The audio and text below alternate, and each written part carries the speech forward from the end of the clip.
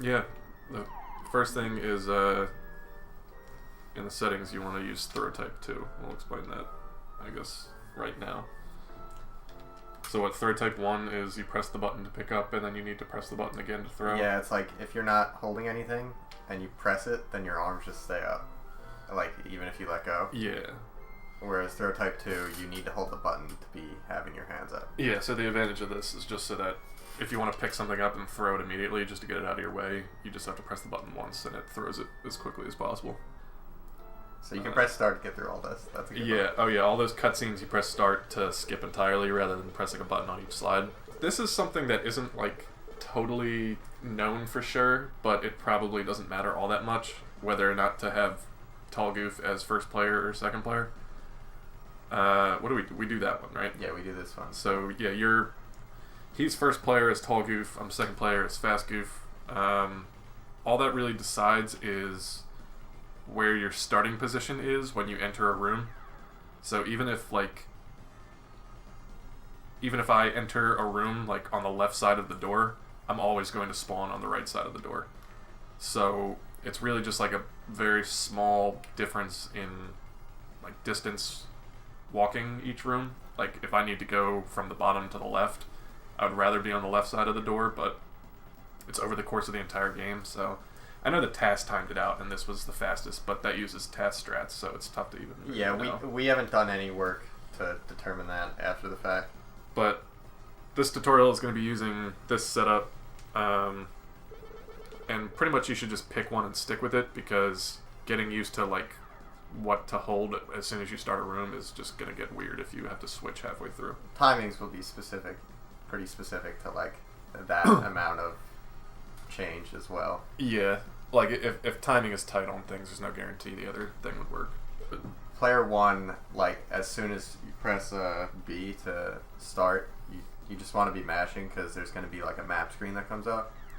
yeah, I guess that kind of matters, is that if you're going to be player 1, you should be aware that you're going to be the one that is like mashing through those slideshows and anything else. Oh, you're the one that mashes at bosses. You're pretty much the one that mashes to skip things. That's all it is, really. Yeah, there's not much skipping, so it's not that big.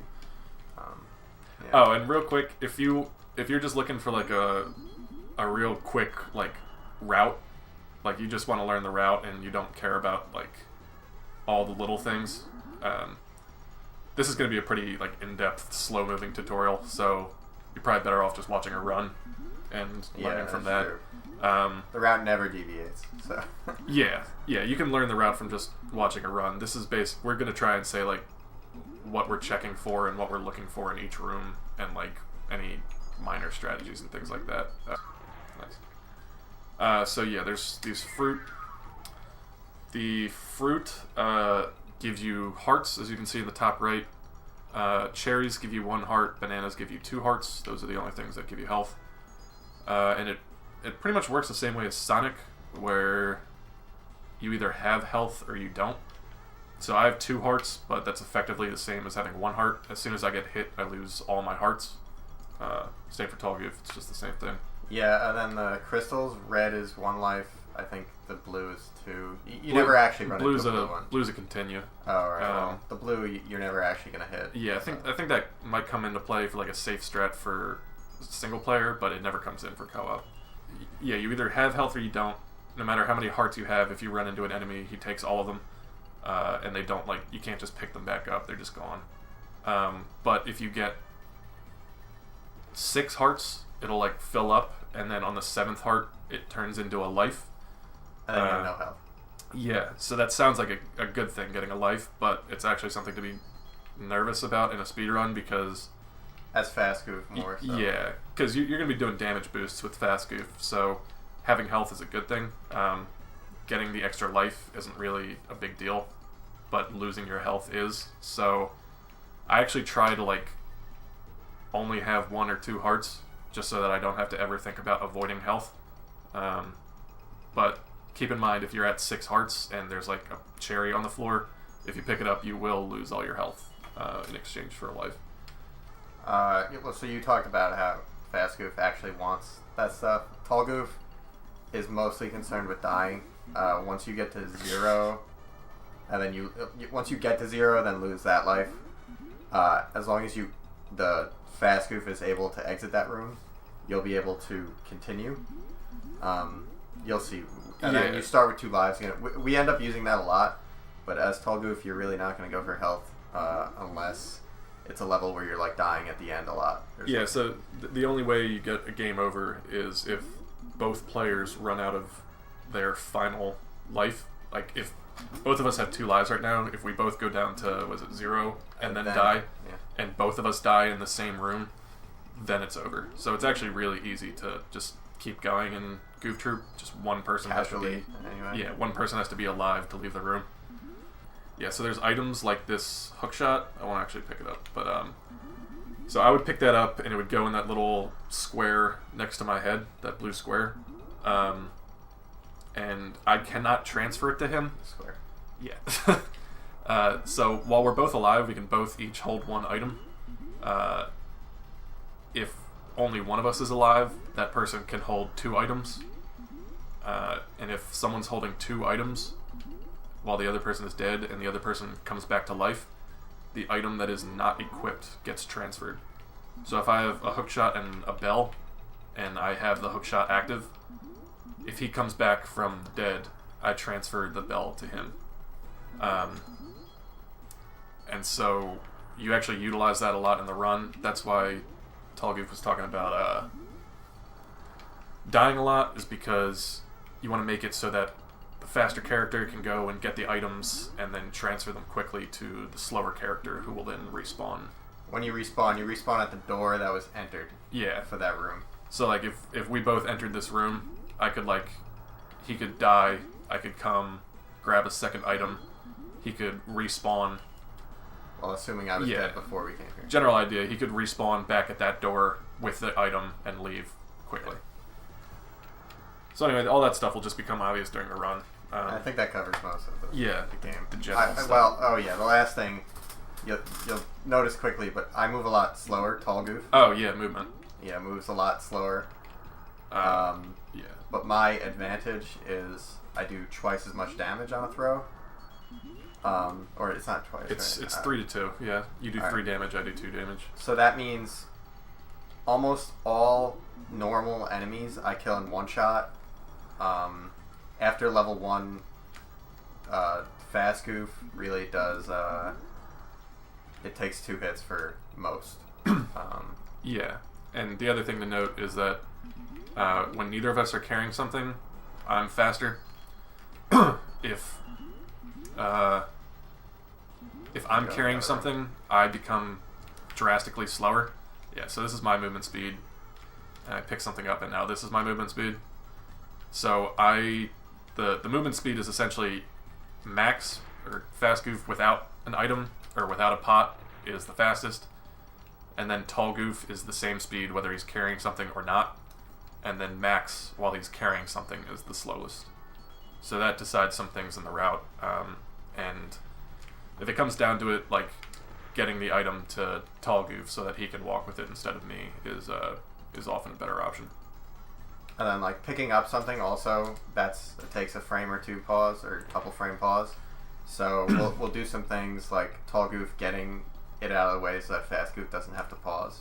Something like that. But basically, Max just starts off holding right. One more thing I guess I need to mention about movement is that so the general rule for optimal movement is that if you want to be moving in 2 directions, and you should. So right now, like that exit at the top of the screen is both up and to the right of me. So I want to hold both, because that is quicker than like going up and to the right. That's pretty obvious. But the one thing that's different is that if you can only move in one direction, you should only hold one direction. So if I'm holding up and down, I'm moving faster than if I'm holding up and right and down and right.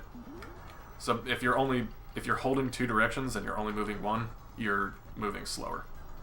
So something like this, if I want to get to the right exit, I want to hold right, and then up and right, and then just right. I don't want to like ride along the trees or the ground or anything like that. Right, up and to the right, and then up. So you're like trying to, I don't need to demonstrate this too many times, but you're really trying to like not bump into anything and not waste any movement. It's awkward to explain, but yeah, I mean, Tall Goof is doing nothing in any of this. Yeah, you throw your hands up and down. You can get those cherries if you want. It really doesn't matter. There are certain checkpoints along the way where you really want to check your health, and I think we'll try and make note of those. Yeah. But for here, it's just, for a lot of level 1, it's just fast Goof walking through the rooms optimally. Yeah, there's no death manipulation in in this first level. I want to leave this level with 1, but that's it. And level 1, like I said, is a lot of Max just walking, and so all that optimal movement stuff is especially important on level 1, just because, like, it seemed like we were losing like 3 seconds out of nowhere, and then over time it just started disappearing, and I think it's because my movement just got better. Probably. So if you're like bumping into things and whatnot, like it ends up costing you seconds, because that's like the entire level 1. This next room, you're going to have to just kind of be quick. You don't really need to be quick, but you just can't hesitate at all. Max just runs through here. There you go. Yeah, so you just run through. Yeah, so Max manipulates this snake a little bit so that he can get around it. Let's go here. So when you get close to the snake, it starts doing this lunge. If I didn't get close enough to the snake, it would just keep walking and get in my way right there. So what I have to do is start out by going up left so that he lunges, and he never moves down. So as long as you don't go up all the way, he doesn't hurt you. But Max, you want to go up into the left to like this area so that he lunges, and then you can go left and go at your own pace. Yeah, Tall Goof just gets the hook shot and then keeps himself entertained. So we're leaving this room to the top. This next room, you actually do something though. Yeah. Now that you have the hook shot, he's going to hook shot that pot on the right to get it out of my way so that I don't have to pick it up. And then I'm going to run past. We're going to be exiting to the right, and in order to open that door, we knock that block down. So you... Well, fucking bee. Except for bees. Yeah. There we go. Yeah, so that's it. Is there anything tricky about that? You like need to inch over a tiny bit to get it, right? Yeah, like I don't need to move. If we look at it, like, no, see, like, let's kill that damn bee. Damn it. Like, you don't need to be fully lined up with it. So, like, you can cheat a little. It becomes very obvious when you do cheat. What do you mean by cheat? Like, go all the way over? Or, like, yeah, like, you can... Alright, so there's a difference between hooking a pot and picking up a pot. If you pick it up, there's a chance for an item underneath, but if you hook it, it definitely won't be there. Yeah, that does come into play later. Yeah, that is a lot. So, in this instance, we don't care, and we also care about, like, the speed of... It would take me longer to get up here and pick it up than to just move over a bit. So when I say cheating, I mean like getting all the way over or like further up than I need to. Yeah, I really just need to tap it. Ideally, you get it out of the way before I'm right here. Before I ever bump into it, just to save time. Right. Since you move the same speed with the pot. Yeah, I'm just gonna hold on to the pot. Yeah, he holds on to it all the way through the room. I don't really want to die here. So that was a bad one because he was just standing on it. If Tall Goof is a little bit slow, Fast Goof has to wait a little bit to kick that block, otherwise you hit him with the block and the block disappears, which is a reset. So in this room, Max just comes up here and grabs the plank. As soon as that's grabbed, Tall Goof should just be leaving, just left, but you do want to try to get as close as possible, so basically as close as you can get is when you don't see the nose on the left or right, so we call it getting the nose wet. One thing to note, and you'll notice it as soon as you play the game, is when you pick up an item, everything freezes. Yeah, there's usually a little sound when the sound isn't screwed up, and the entire screen freezes. So the safe way to do it, if you can train your body, is like don't hold the direction you want to move until after the screen freezes. Like, Right. if he leaves the room early, we have to go back in, and it's more or less a reset. And then if you start messing around with this level 4, level 5, like you're throwing away a whole run just to try to save like a couple pixels. So he should get where he is, wait until I pick it up and the screen freezes, and then hold left so that he's leaving as soon as the screen unfreezes. Yeah, so like this is a fairly early one, and it's also fairly easy to get down well. So like I'm gonna come in and then I just stand right here. Like it's just a little touch, and now that's pretty good. That's not the best it could be, but it's pretty good. Yeah, that's optimization. Yeah, like see if I start like messing around with it. Yeah. You don't wanna like that's pretty good. Yeah. All right. So, I pick up that one. Yeah, so that's slightly faster than walking around this way. That would be the easy way to do it. Like you could come out and just go down here and leave, but the slightly faster way is for Max to come through here. Hook that. Tall Goof gets it out of the way and then walk down. Alright, okay. Next room is just Max walking again. Tall Goof can kill things for fun. Not useful. So that's it. So this room, there's a couple ways to do this room. We found the difference between them was like 0.3 seconds optimally or something like that. Not even. Oh yeah, it was like 8 frames or something like that. So we technically do it the slower way, but we found it to be more consistent, and it's like hardly slower at all. So that's the only one we can really speak to. If you want to see the other one, Lucky and Cypher do it. It's probably in the task, I'm guessing. Yeah, but here, let's come in and pause. So all we're doing here is there's 3 barrels there, the one on the corner, the one above it, and the one to the left. All Tall Goof is doing is picking up the one on the corner and then walking to the right. And the pirate that's all the way on the right side of the screen, but the lower one is the one he's aiming for. So that pirate always walks... He's gonna walk back and forth here, right? Yeah, he always walks into that, and you can't reach him where he is, so... You need to get him as he's walking in, or like when he stands still. Sometimes he's a dick and he walks away too fast, and like you're gonna miss it. In which case you gotta hook shot these guys off. And the way we're doing it, Fast Goof should take longer, so Tall Goof can afford to be a little bit patient. Right. Like, you don't need to like just get it off right away, because Fast Goof needs to immediately pick up this barrel and throw it up to kill this guy, and then walk up and grab this barrel and throw it at this guy as he's walking in this direction. So that should take longer than whatever Tall Goof is doing. So if this guy is being kind of weird, you can afford to wait it out a little bit. You have a better throw distance than I do. We didn't mention that slightly. So get used to your own character's throw distance and don't switch up too often. Like the throw that I'm talking about, where Tall Goof stands just on the left side and the guy's all the way on the right, there's no chance Fast Goof would be able to make that throw. Yeah, I'd probably hit like right here. So Fast Goof, you need to get a feel for where you can for this throw, because this guy will usually be walking to the left and you're walking to the right, so you need to figure out how far you need to go before you can actually hit him.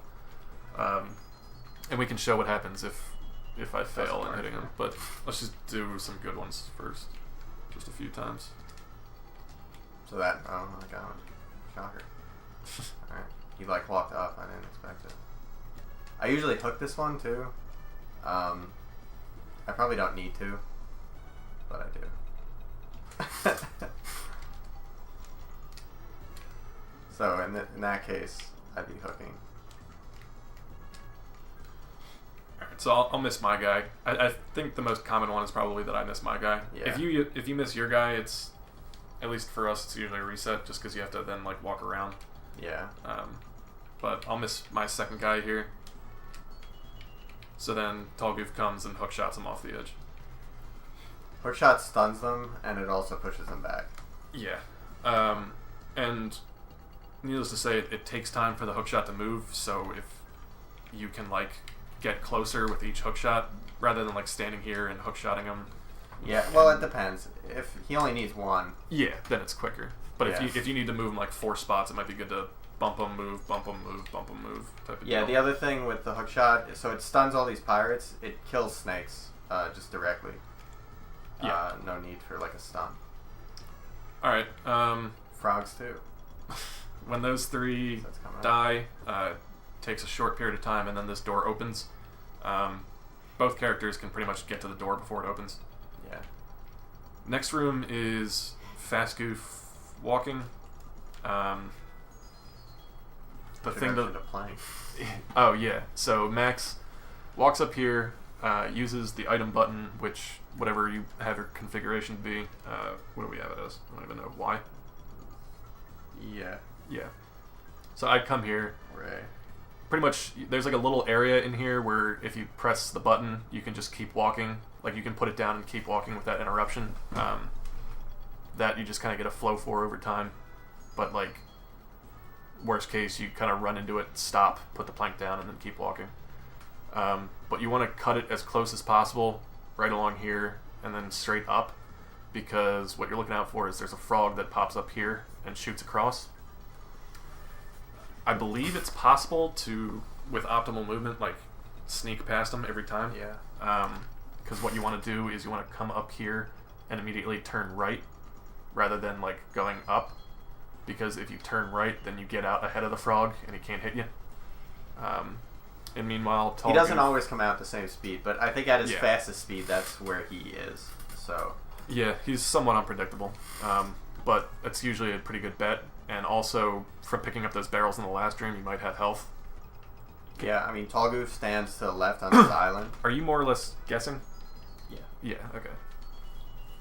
So Tall Goof can kill the frog. Just barely in time sometimes, but it basically comes down to guessing because the hook shot has to go all the way there. When you're slower and you're not as like confident in your movement, the Tall Goof standing there and getting them will usually just be fast and waiting for him to go by. Like it's gonna be right there. Yeah.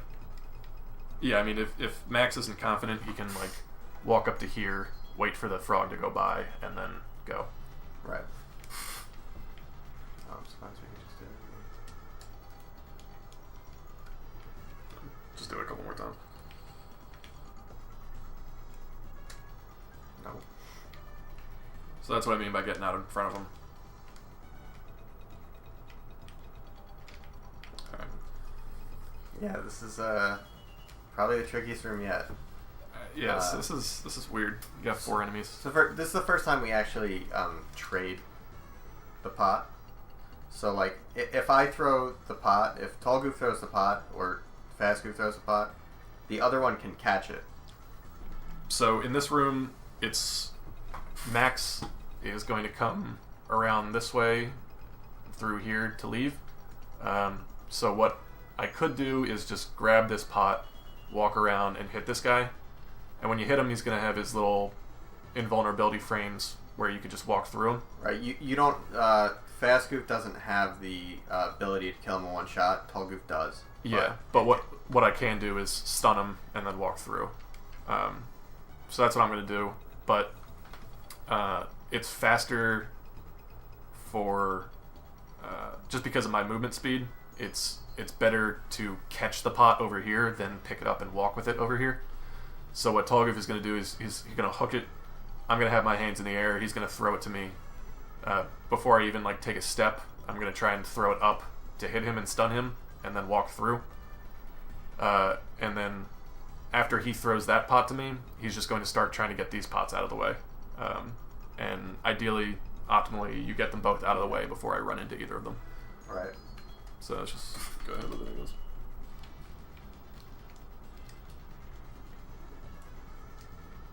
One more. Like so, yeah.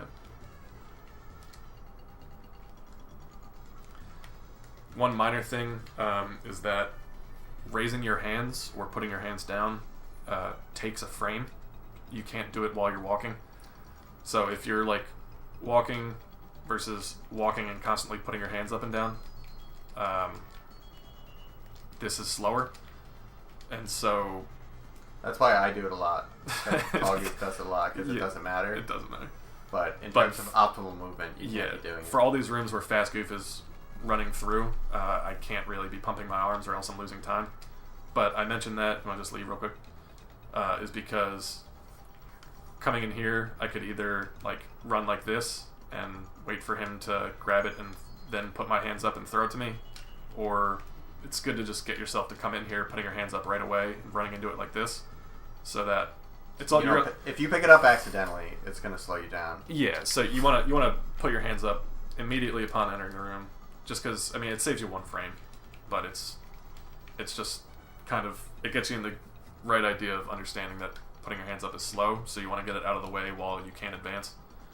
And then you already have your hands up for him to throw it to you. So yeah, that's this room. I don't think anything weird really ever happens in this room. That was just slow. Yeah, so when you're slow, like, you're going to do that, so Tall Goof usually wants to throw it sideways like that. So let's say you screw something up and you can't get the second one out of the way before I get there. It's like sometimes, like, I don't know, you'll like to miss it. Yeah, I'll just get it out of the way at that point. Yeah. Alright, so now we're coming up to our first puzzle. These are just all optimal movement and knowing where to kick them. Yeah, I don't know if we need to explain this too much. Yeah, people have already... You're welcome to try and figure out your own things, but I think enough people have looked at them where we have the optimal patterns at this point. Anyway, so this is the pattern for this one. So you go,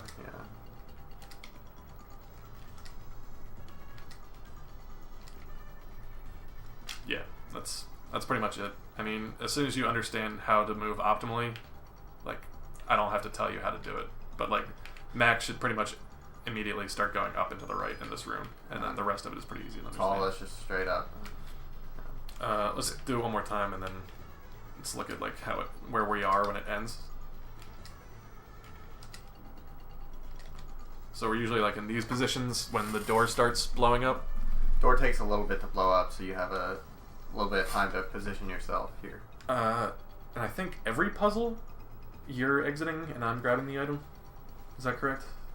Maybe. Yeah, we'll look at it anyway. But for this one anyway, while the door is blowing up, Tall Goof is going to be getting in position to leave the room as quickly as possible. Right. And I'm going to be getting in position to grab the item as soon as the doors go down. This is another example of if you leave early, it really slows you down. Yeah, because then you have to do the entire puzzle again, I think.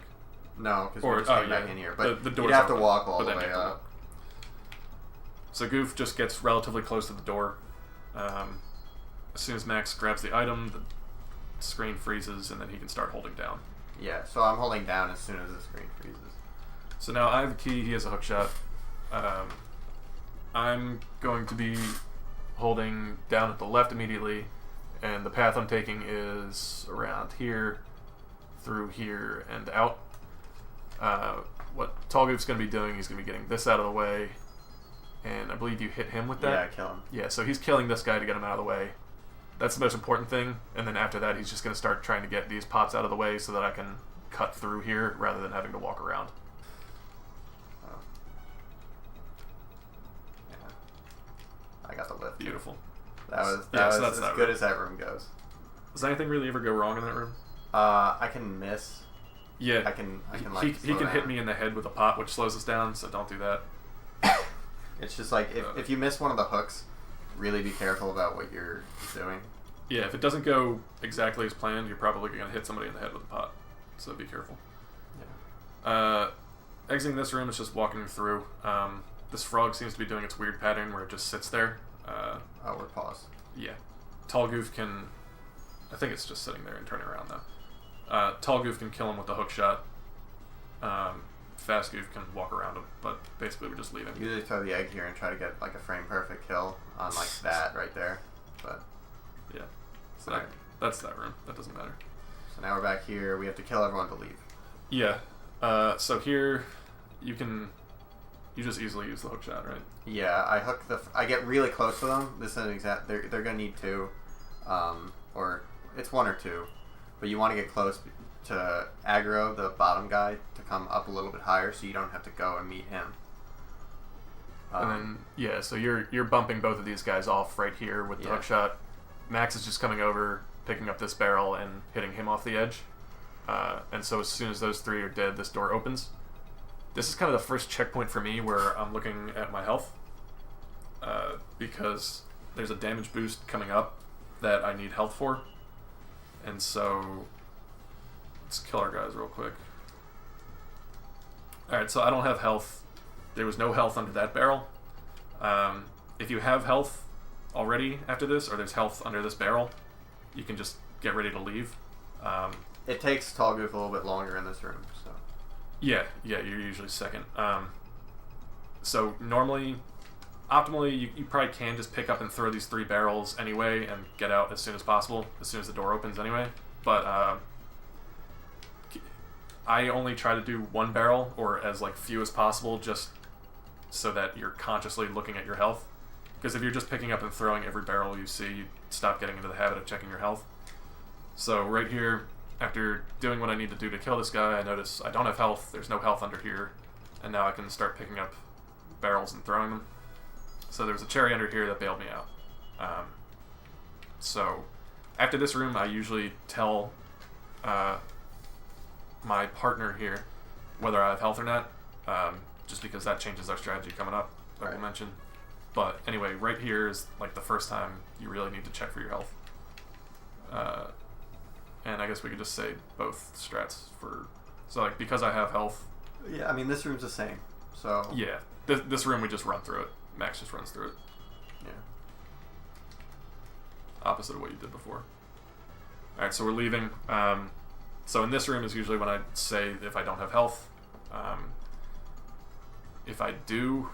Let's do if I do. We do that. So I immediately hook as soon as I enter, just to get that out of the way, and then I get ready to leave. And so I'm moving up and to the left. I come through here, up, left, right. But this block right here is a good time to remind you that like running into things slows you down. So like ideally when you get to this block, don't walk like that. Get up here, left, up, right, down. And this is good to know throughout the game, is that like even these areas that are essentially just the size of me, there is a little bit of room to move up and down. So if I'm moving left here, if I want to be super optimal, I can actually move up a little bit as well as I'm doing it, just to cut that into a diagonal rather than having to go up here. That's just optimal movement that you can just work in later on. But so yeah, that's if you have health. Max just walks through here. You end up picking that down. Kicks this down. And then that opens. Yeah. And Goofy just leaves. If I didn't have health, what you can do to try and get some, because he hook-shotted that pot, there's not going to be any health under it. So if there's no health, what you can do as a backup strat is both of us pick up these pots, and you see if that's now 2 opportunities for health right here. And you just hope that one of them has it. So if I say there's no health, then we come in here, we pick these up, and I got a banana right there. Alright, so now I kick this down and we leave. So this room, if he doesn't have health, instead of Goofy hooking the top plant of that first row of 3, we're just gonna walk to it and try to get health out of it. Yeah. Because the damage boost is the next part of this room. Yeah, so these guys are usually just gonna be hanging out right here. Max needs to walk through this area here, and there's no good way to just walk past these guys like 95% of the time. So they're going to try and hit you, and just damage boosting through them and walking past is going to be much quicker than killing them, especially if Max is the one that has to kill them with 2 hits, I believe it takes for me to kill these guys. Yeah. No, 1 hit. Oh yeah, on these guys. You're One of the still few picking guys. up some. Yeah, but I'm picking up pots and throwing them. So, yeah, if I don't have health, you're kind of in trouble. Max has to come, pick this up, hit him, and then pick this up, and then hit him, or this, and hit him. So you can survive this room, but it's going to be slower. Let's just assume we do have health. You're going to be coming up here and hooking this, right? This top plant? Yes. Max is just walking through, coming up here, coming through here, and leaving. So once I'm done, this is your room. So once I'm done hooking that top plant, my only concern is making sure that that sort of hallway there, straight above, that is clear. So I'm just picking up plants and trying to kill as I can. These hedgehogs they're dicks, yeah. And if the hedgehog is standing like just under the plant, you can hit it by standing even with the poles, or like just holding up. And if it's standing like down where the one that's in that hallway is already, like down a little bit from where you're. Yeah, that. You can also just hit it, just holding up. Oh, yeah. But if it's sort of between the two poles there, you need to walk backwards a little bit. Yeah. But so yeah, you're not concerned with these guys at all, right? It can actually go over their head. It's so the shitty thing there. Alright, so I have health. So that guy is in Damage bad boost position, there. and we're good. I always pick that one up, right? Yes. I can't get it. Oh, there's a wall there, right? Yeah. Okay. So that was more or less optimal. So here I didn't have to even throw this. Like, there was nothing in the way.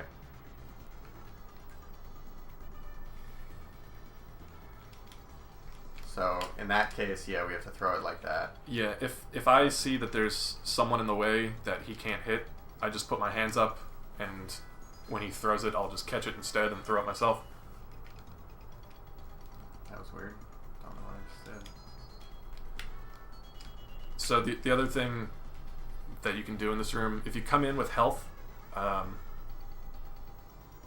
you are going to have another damage boost later on, and it's not guaranteed that you'll get health between now and then.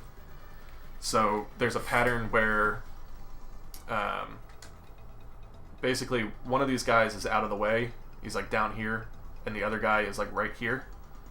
So one of these guys is down here, and the other guy is like right here. So there's a pattern where if you have health, you can walk past that bottom guy. This guy's going to start coming for you, and you can grab this rock and hit him, and then walk through. And that's about the same amount as a damage boost of time wasted, but you preserve your health for later on. So we call that like insurance. You just kind of take slightly slower thing to make sure you have health later on, because not having health will waste more time. So yeah, that comes up every now and then, but that's just the first instance of insurance. So like right now I'm pressing the button to use the key. Another thing to note is that if you have a key I can mention this later, but if you have a key and it's not equipped, it'll automatically switch to the key and use it when you're by a door. But right now all I have is the key. So like from right here I can't unlock it. You pretty much have to be like right in front of the lock.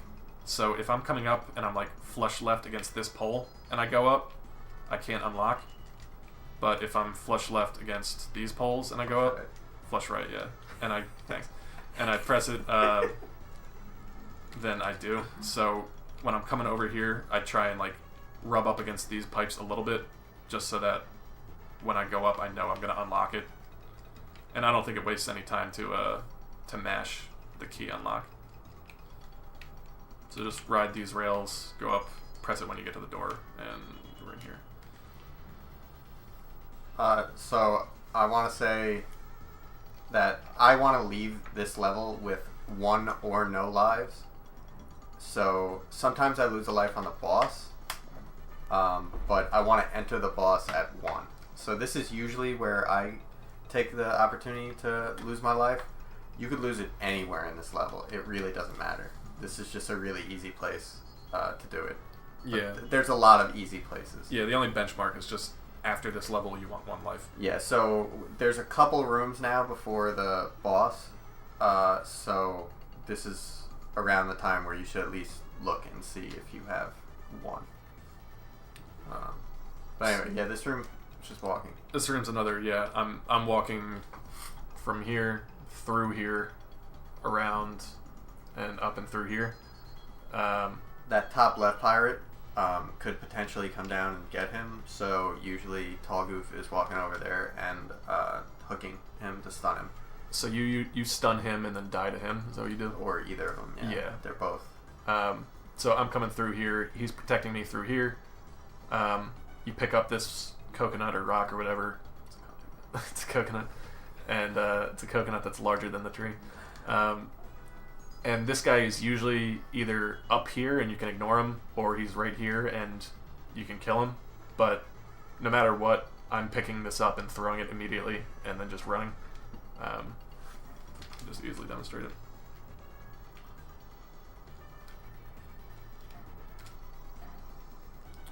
Yep, that's that. So here it's just killing the blue bandana pirate right there. And how that is accomplished is Tall Goof comes out just a hair, so that he can hook shot straight down for that barrel. If you don't come out enough, you end up hooking the poles. If you don't come out too far, you end up hooking the bush. So it's tight, but not that. You got a window here. It's not that tight, but it is just like one touch of the right D-pad and then press down. So it could be, a little too much. Yeah, my job is essentially try and manipulate this guy so that he's right here, so that as soon as he brings that barrel in, he can just be turn right. Yeah, you can be holding right while it's coming back, right? Yeah, I can. So so the way to like throw it as quickly as possible where you want is as soon as that hookshot grabs something, you no longer have to be holding down the hookshot button, or like any direction, like the direction it's coming from. So as soon as it grabs that barrel, he can let go of the hookshot button and start holding right. And by doing that, as soon as the barrel gets to him, he immediately throws it right. So what I'm trying to do is just get this guy in position so that if he does that, which you should every time, essentially, So he's going to do that. I just need to make sure that this guy is in the line of fire. And I have a pretty dumb way of doing that, but it works. It involves just raising my hands up and down.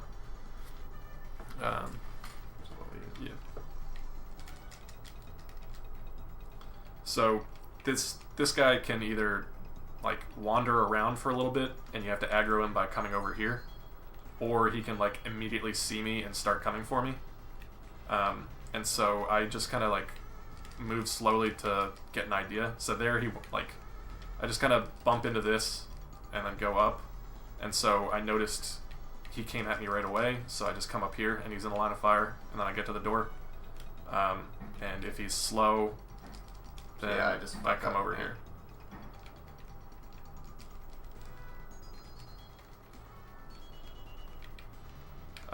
And if you screw up, I just kind of get out of the way over here so that you can move up and kill him. Yeah, because this looks like a pretty wide area, but if I hit him with the barrel, then it really does waste a lot of time. So, like, the barrel has a wider, like, hit zone than it looks. I'm probably going to hit the bush here. There is a second strat here that involves Tall Goof, like, coming up here, bumping him down. Max grabs this barrel and hits him with it. The Task does that strat. I think Blecky and Cypher used to use that strat back in the day. But it's like, it's tougher and hardly faster at all if it is. You probably get the B involved. It's not. So it's not even worth learning, in our opinion. Yeah, this seems more consistent. Nothing really to say here other than double kicks when we get there. Yeah. Max should finish first on this room. Alright, so I just watched. So, at this point, like, I need to kick these two down to complete the puzzle. I believe I'm currently in position to execute a double kick. Let me, so it's interesting. You act like you don't kick from the center of your body. You actually kick from the you the pretty foot. realistically kick with your right foot. Yeah, so like... So you want your right foot lined up in the middle of those two. Yeah, and you have a little bit of give. Like, that's too far, so this won't work. And like, that's also too far. So like... If you see a hand raised, that means somebody fucked up. Yeah. So that. I'll walk away, and it's something that you just get natural with over time. That looks pretty good. Yeah. So the safe way is to just kick the left one, move over, and kick the right one. Yeah, like if you're not confident, just come over and do that. But there are enough of these throughout the run that you do want to learn how to do it because it will save you time. And worst case scenario, if Tall Goof really screws up, you should really screw up here. Max is usually finishing quickly enough that I can get over here and kick the right one. Again, when this puzzle's finished, Tall Goof is... I'm about here. Yeah, I'm in this area. So if he hasn't kicked the right one yet, I want to make sure I'm not coming through here because that would be an example of kicking something with the block and the block blowing up, and I would be stunned. So... And also the puzzle wouldn't. Yeah, the puzzle wouldn't end. So it's safer for me to just come up here. But when the puzzle's done, the door's blowing up, Tall Goof goes down, I go up, Get the boss key. I'm holding down. We're We out. leave. This room is just me walking. Well, that was closer than it had to be. It's not normally that close. Yeah. What do you do in this room? Alright, so this room, the first thing, I'm coming down left, and then I'm going to get very close to the blue pirate, like as close as I can comfortably get, and hook him. And then at that point, I'm done with that pirate. I'm going to walk into him, be on top of him, grab the coconut, and keep walking. Hopefully at about that time, he gets killed by Max. So after that, we have 2 pirates. We have to kill all the pirates to go up. So there's 2 pirates left. They give a variety of patterns. Generally, the coconut that you have in hand, that you just picked up, you're going to use to kill the upper pirate, and the lower pirate you're going to kill with that bottom left coconut. Yeah, so this dude he could like come down here, in which case it's easy to just pick this up and kill him. He could start wandering up here. If he stays up there, usually I take that coconut, kill the bottom guy, and then hook the bottom coconut, because then it's open. So this bottom guy, he walks generally left and right. He could be out of the way of the coconut, so you don't need to worry about him. But if he's in the way, you want to just go down towards him, get as close as possible so that you could hook him without wasting too much time, and then walk past him while he's stunned. And if you're at a point where he's too close to the thing, you just kind of hook him into it, and then when you pick it up and release, you'll just hit him. Yeah, because if you stun him, you can like walk in the same area as him, pick it up, and then you don't even have to walk out of him, right? You can just throw him. So yeah, this is a pretty skill-based room for Tall Goof. Max, on the other hand, I come in and grab this rock, coconut, and bring it down. Once I get around here, this guy should be stunned from Tall Goof's hookshot, and I want to hit him with it, and kind of be somewhat careful not to hit you in the back of the head, but that's not too important. I can just kind of be patient with that. But that's my only job here, is pick this up and kill him. This is where I was starting to talk about insurance, is that if I take the damage boost in that previous room, I don't think I should... Oh, the only places I can really get health if I take that damage boost a while back is walking through here and picking this up the first time, or re-entering and picking this up. And pretty often it'll give me health, but sometimes it doesn't. And then that comes into play in the next room. The other thing to note is I do hook the coconut, both coconuts here, because I don't want to pick up health. Right, so even though he's right on top of this one, he uses the hook shot to pick it up rather than his hands, because that guarantees that there's nothing underneath it. Right. But yeah, so if I don't have health and there's health under here, make sure to grab it, because I have plenty of time before between my job and when I need to exit. So let's leave. Right. Yeah, this one I'll see a bunch of different options for Tall Goof.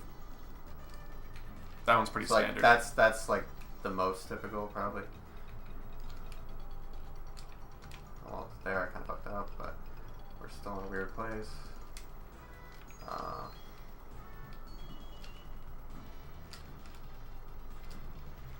Yeah, it's kind of just like you're gonna. It doesn't look like much, but you're gonna mess this up a lot for like almost no reason. Especially if the bottom dude's being weird and just hanging around the coconut. Here, let's like enter, leave, enter, leave. Yeah. Let's see if we could change it up. Yeah, because I didn't get health that time. Also, there I didn't hook fast enough.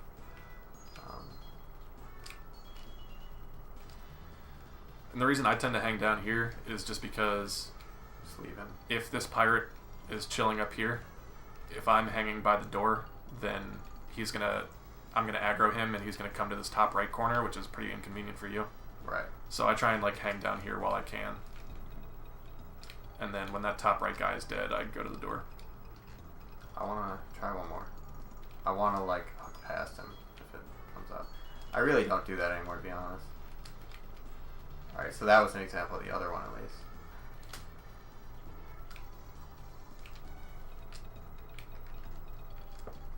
I could have went for the hook pass there, whatever. So I don't need that cherry. Get used to just leaving cherries on the ground. I have 1 life here, so that's good. Yeah. I can die in the next room as well, but next room's the last room before the boss, but we'll just go on. Yeah. So immediately, if I don't have health, if Max doesn't have health, I need to walk over, grab this first cherry, and walk back. Because I'm going to be damage boosting through these 3 guys. We don't have time to stun all 3 or kill them or whatever. So if I don't have health, grab that, come around. Assuming I do have health, I'm just walking straight to the door as if there are no enemies. And it's pretty much a guarantee that I'm going to get hit. In that pattern, yes. Yeah.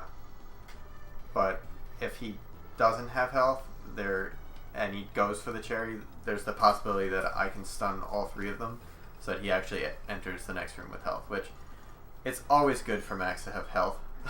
So if we can save it, it's just better. I'm never doing any death abuse, so I always want health, but it's only really important in some areas. Right.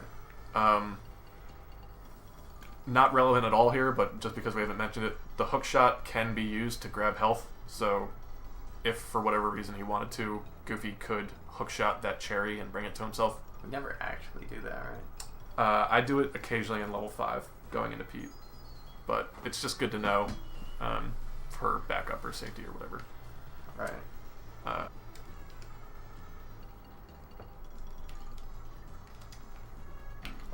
Whenever you use Game Saver with this game, it always crashes at the bosses. Yeah, we don't know why.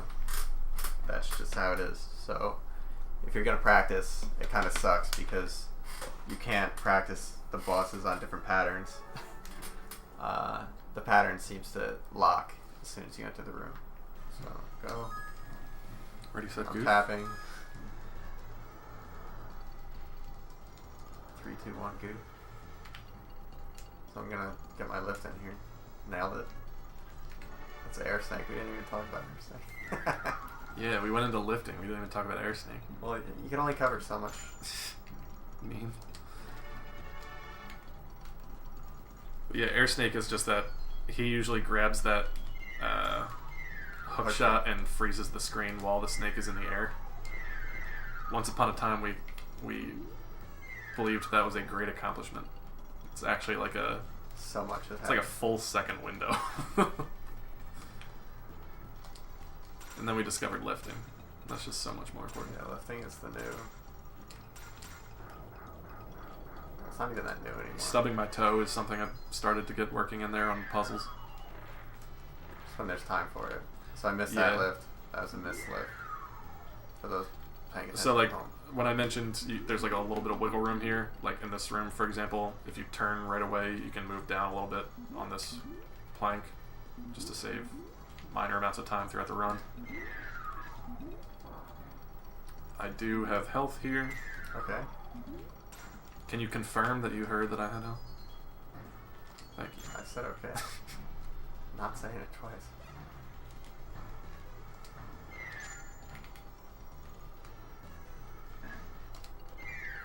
And so I got my health.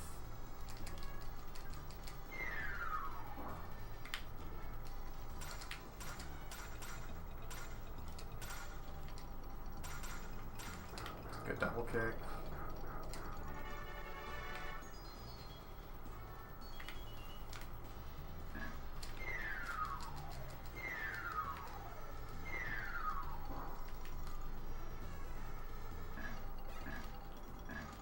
We did it. So I'm pressing start here to skip the dialogue. Every single boss has dialogue.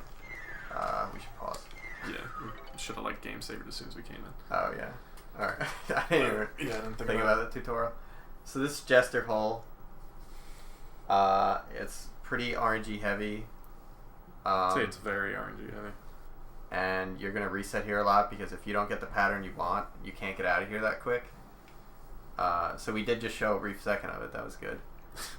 So every single boss, as soon as the screen goes black, you want Goofy just pressing start a lot, or it's going to be player 1, which is going to be Goofy. So you actually don't need to do that on level 4, but yeah. Yeah, level 4 doesn't have dialogue, but 1, 2, 3, and 5. You want to mash through the dialogue here. Yeah, which pressing start just skips it all. So there you saw we were able to move basically the minute the screen came back, and that's because of that mashing. At that point, there's 4 barrels on the screen in the corners of our little moving area. Then there's like a whack-a-mole type thing up there. It's not one per hole. They can pop up anywhere. They can throw one of three things. They'll throw a barrel, a mine, which you can see in the top right, or I don't know, Spike thing. Yeah, we call it mines. I don't know, or a bomb. So or nothing. Or nothing. They'll just come up and go back down. They don't have anything in their hands. So what you want to try to get good at here is juggling. So if a guy is holding a barrel or a bomb, and you always want to have ammo in your hand, and then you don't want to kill someone who doesn't have ammo, because you're lowering the chance that another one will pop up with ammo as you kill them. So you always have ammo in your hand, and you're only killing ones that are throwing. So at that point, what you want to do is throw it after they throw, so that you both kill them and replenish your ammo. Replenish your ammo, right. So that's a pretty tight window. Depending on, sometimes they lob it, sometimes they like fastball it. It can get pretty tight, and it's not a perfect science. But because of that, you don't want to be standing right up on the edge of their area, because if a guy in the front row fastballs it, you stand no chance. Yeah. So Goofy generally stands about where I am, where Goofy is now, going left and right. I'm closer just because I need to be able to reach those back guys. Yeah, so I can reach pretty easily just from there. So generally, Tall Goof covers these four, right? Yeah. At least the way we do it. And then Fast Goof covers these three, just because he moves quickly with his bombs, and so he can cover more ground. But yeah, so there's 7 enemies. There's only 4 barrels here. Assuming you get 4 kills with those 4 barrels, you still need to get 3 pieces of ammo from the gesture holes. Yeah. But as soon as you enter the room, what do? You hook this one to the left immediately? I hook the left one and then try to hit. Someone's going to come up in one of those 3. One of these 3? That 3 triangle. Okay. So I try to kill him, and if he has ammo, or any of them have ammo, I attempt to get it. So in this case, I did. One of them had a bomb, so I caught the bomb. I think there was actually 2 bombs thrown. I forget, but I managed to catch the bomb. What I'm doing, I'm holding right as soon as we enter here, immediately coming over, grabbing this barrel from the side, and then walking up. Usually a guy will pop up here immediately. If you throw the barrel from like right around here, you should hit him.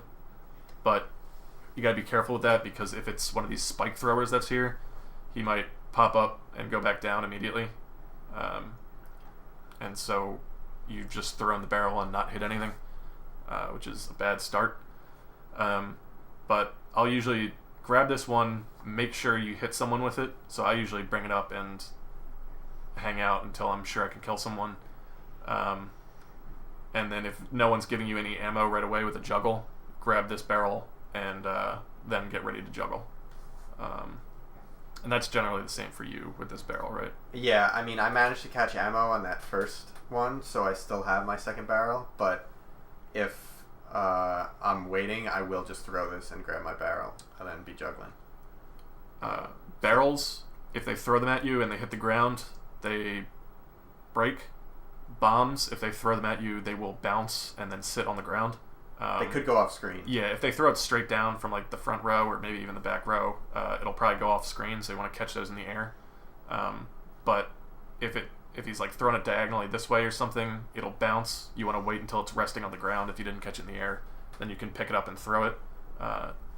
If you have a bomb and it's flashing, a good thing to do is just if you're in desperation, just throw it over top of a hole and have it sit there.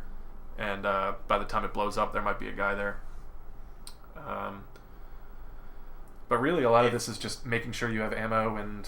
Yeah, so if you hold the bomb while it's flashing and it blows up, you will die. Yeah.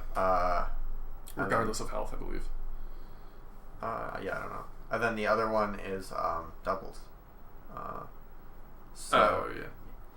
If you have a bomb, when it explodes, it does have a area of explosion that is large enough to kill 2 guys if you place it correctly. So Generally, what this means is throwing at one of those back 4 holes, and then you wanna, if you wanna hit the, like, if you look at where Goofy is, the one straight up from him. If I'm trying to get a double on that one and the one bottom right, I need to be more to the right side, but not too far right. Then I'm gonna hit that front guy. Yeah, it's kind of tight. Yeah, so you want to hit like the right side of the back guy while 2 guys are here. And the explosion also takes a little bit of time, so if you don't see 2, it's possible that like the front guy will come up and just die immediately. So if you're hitting the back guy with a bomb, it's good to kind of hit him on the side. Yeah, like just in case. But you also got to be careful because you can throw it right in between the 2 of them and not hit either. Yeah, so it gets tricky because you probably want to juggle that bomb if you have the bomb. If you're holding a bomb for a long time, you probably want to at least try to get 1 and kind of shoot for a double. If you see a double opportunity, you take it. Yeah. So let's see. That was a double. I'm gonna get that double. It's right here. Nope, I didn't get it. But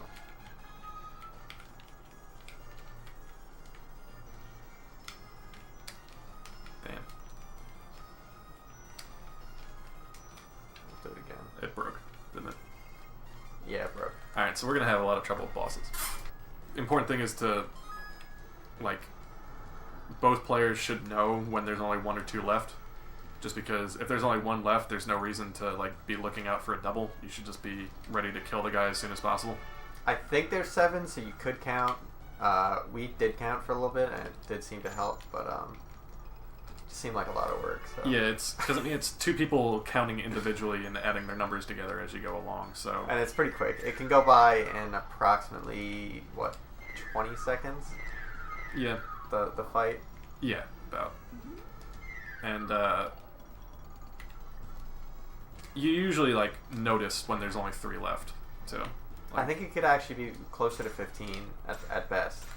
So the number we look out, like, with these random bosses, for your own progress, it's best to, like, actually just look at the time you entered the boss to see how you did on the level.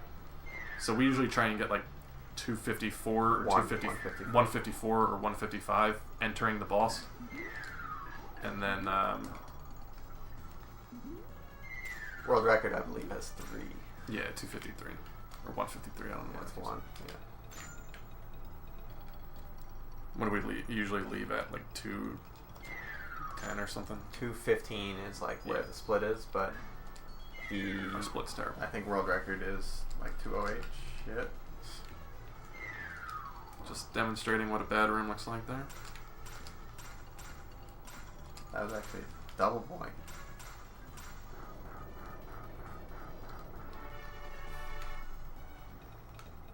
So he has no health here. But he got a cherry. Yep.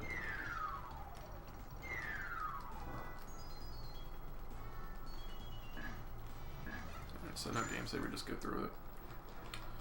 So I'm mashing start. Oh, I didn't mention. I paused to mention it. Oh, fuck, that was bad. Here, coming at you. Teamwork. So the guy who stands, who comes up in the top, straight above where I am. Yeah, this one. That one right there. He Fuck that guy. almost never throws. I'm gonna say it's 9 times out of 10 he is not gonna throw. Do not prepare a juggle. Just. We're assuming we don't have a cursed cartridge here, right? Yeah, I mean, he is easily the worst of them. So just keep that in mind. Yeah. So guys, they can pop up with a barrel and just not throw it. We believe guys with bombs throw every single time. Yeah. But guys with barrels might just fake you out. So that guy is very known for his fakes. Alright, so that's level 1. Yay. Took way too long. The game saver stuff doesn't help. Yeah, alright, so wait. I do want to mention there that all those screens in the middle can go by very fast. You want to be mashing player 1, Goofy, you want to be mashing B pretty much as fast as you can. If you get it right, that like screen clear screen, you just catch like a couple frames of, like you'll just see blue on your screen. But if you miss that opportunity, you will be able to like read your time very fast. So it actually does make a bit of a difference there. Yeah, it's pretty much like if you can like read the in-game like score and timer or whatever like that, you're probably wasting a little bit of time. You mash B instead of start. So you only mash start before level 5 to skip the cutscenes. Well, there you go. Every other level only has like one cutscene screen. Yeah. So mashing start versus B makes no difference. So it's just quicker to mash a button than start. Okay. Alright, so this level 2, you'll see right away Goofy loses that second life. I'm going to be dying fairly early on in this level, so I'm going to be going with 0 lives for a bit. So this is basically the only opportunity, this room right here, where you can do it without wasting time. Right, and so just thinking back to the end of level 1, max damage boosts to go into the boss. I may or may not have health just depending on what's underneath those 2 barrels that I can pick up in the boss. If there's health under those, I might have health coming into this level, I might not. It doesn't really matter.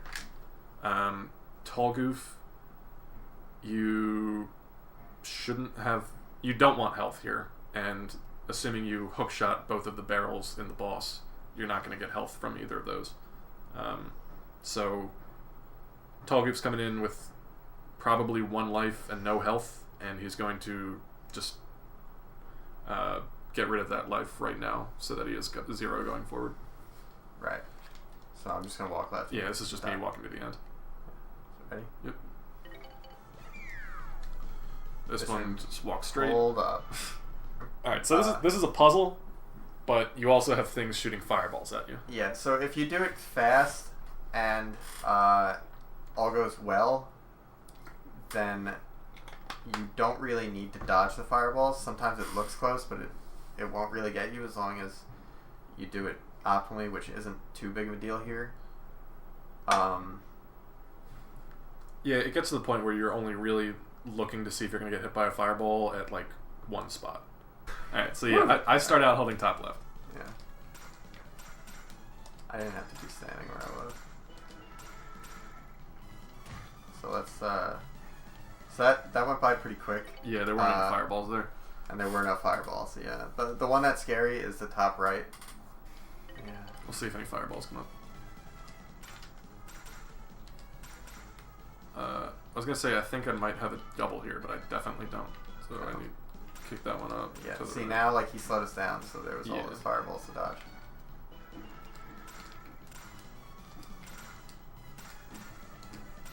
So again, if your movement and kicking and stuff isn't as good as it can be, if Goofy's going as fast as he can, which is, I do now, but I didn't for a long time, I would always pause here for like a split second.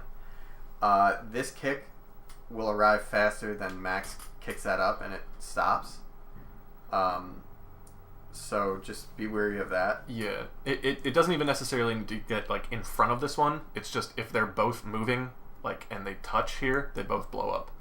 Yeah. So just make sure this one gets in before this one hits. But you can kick it before I kick mine, right, and have it moving so that it doesn't waste too much time. Right. So he demonstration. Nice demo. So this kick right here shows that I kick with my right foot, so I don't need to like walk all the way over. I can kind of kick halfway in between here, and then I'm more or less just riding this line right here because that's the shortest path. One last time for good measure.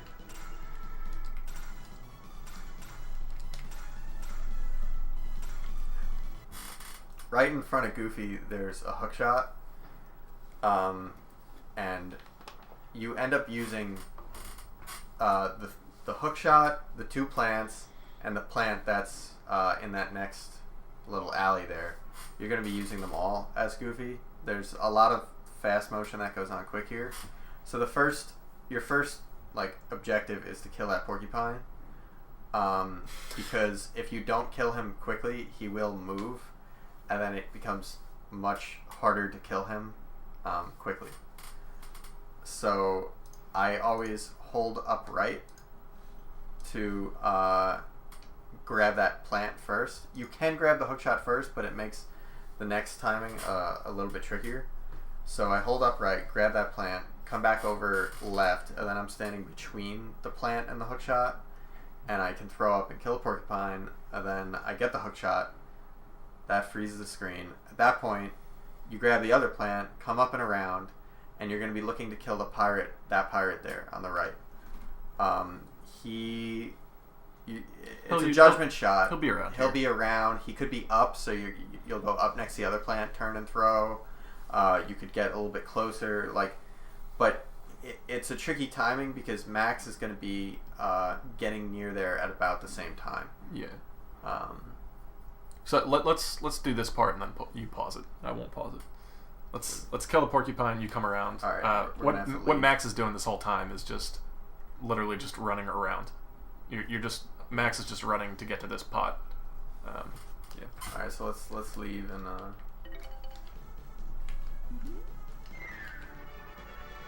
Yeah. So. It's easy at this point. Goofy is just going to take that last plant and kill the guy there. It's not necessary, but it does help out Max. Yeah, it makes sure I keep my health, and there's no reason not to. Yeah, otherwise Max stuns him, and then he might unstun while he's walking past him. But just going back to this guy, pretty much if this pirate is like in this area, Tall Goof goes up to throw it across here. If he's like in this area, you throw it from right here, right? If he's like over here, you come across here.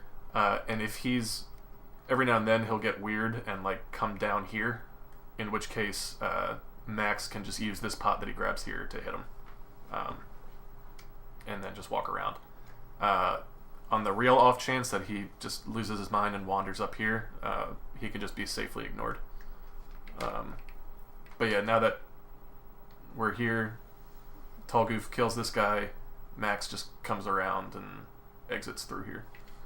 If we could just take. All right. That's a lot of cherries right there. Yeah, there's usually a lot of fruit in this room, and none of it's useful because I want to die. So if I picked up health here, it'd be really bad, actually. Yeah.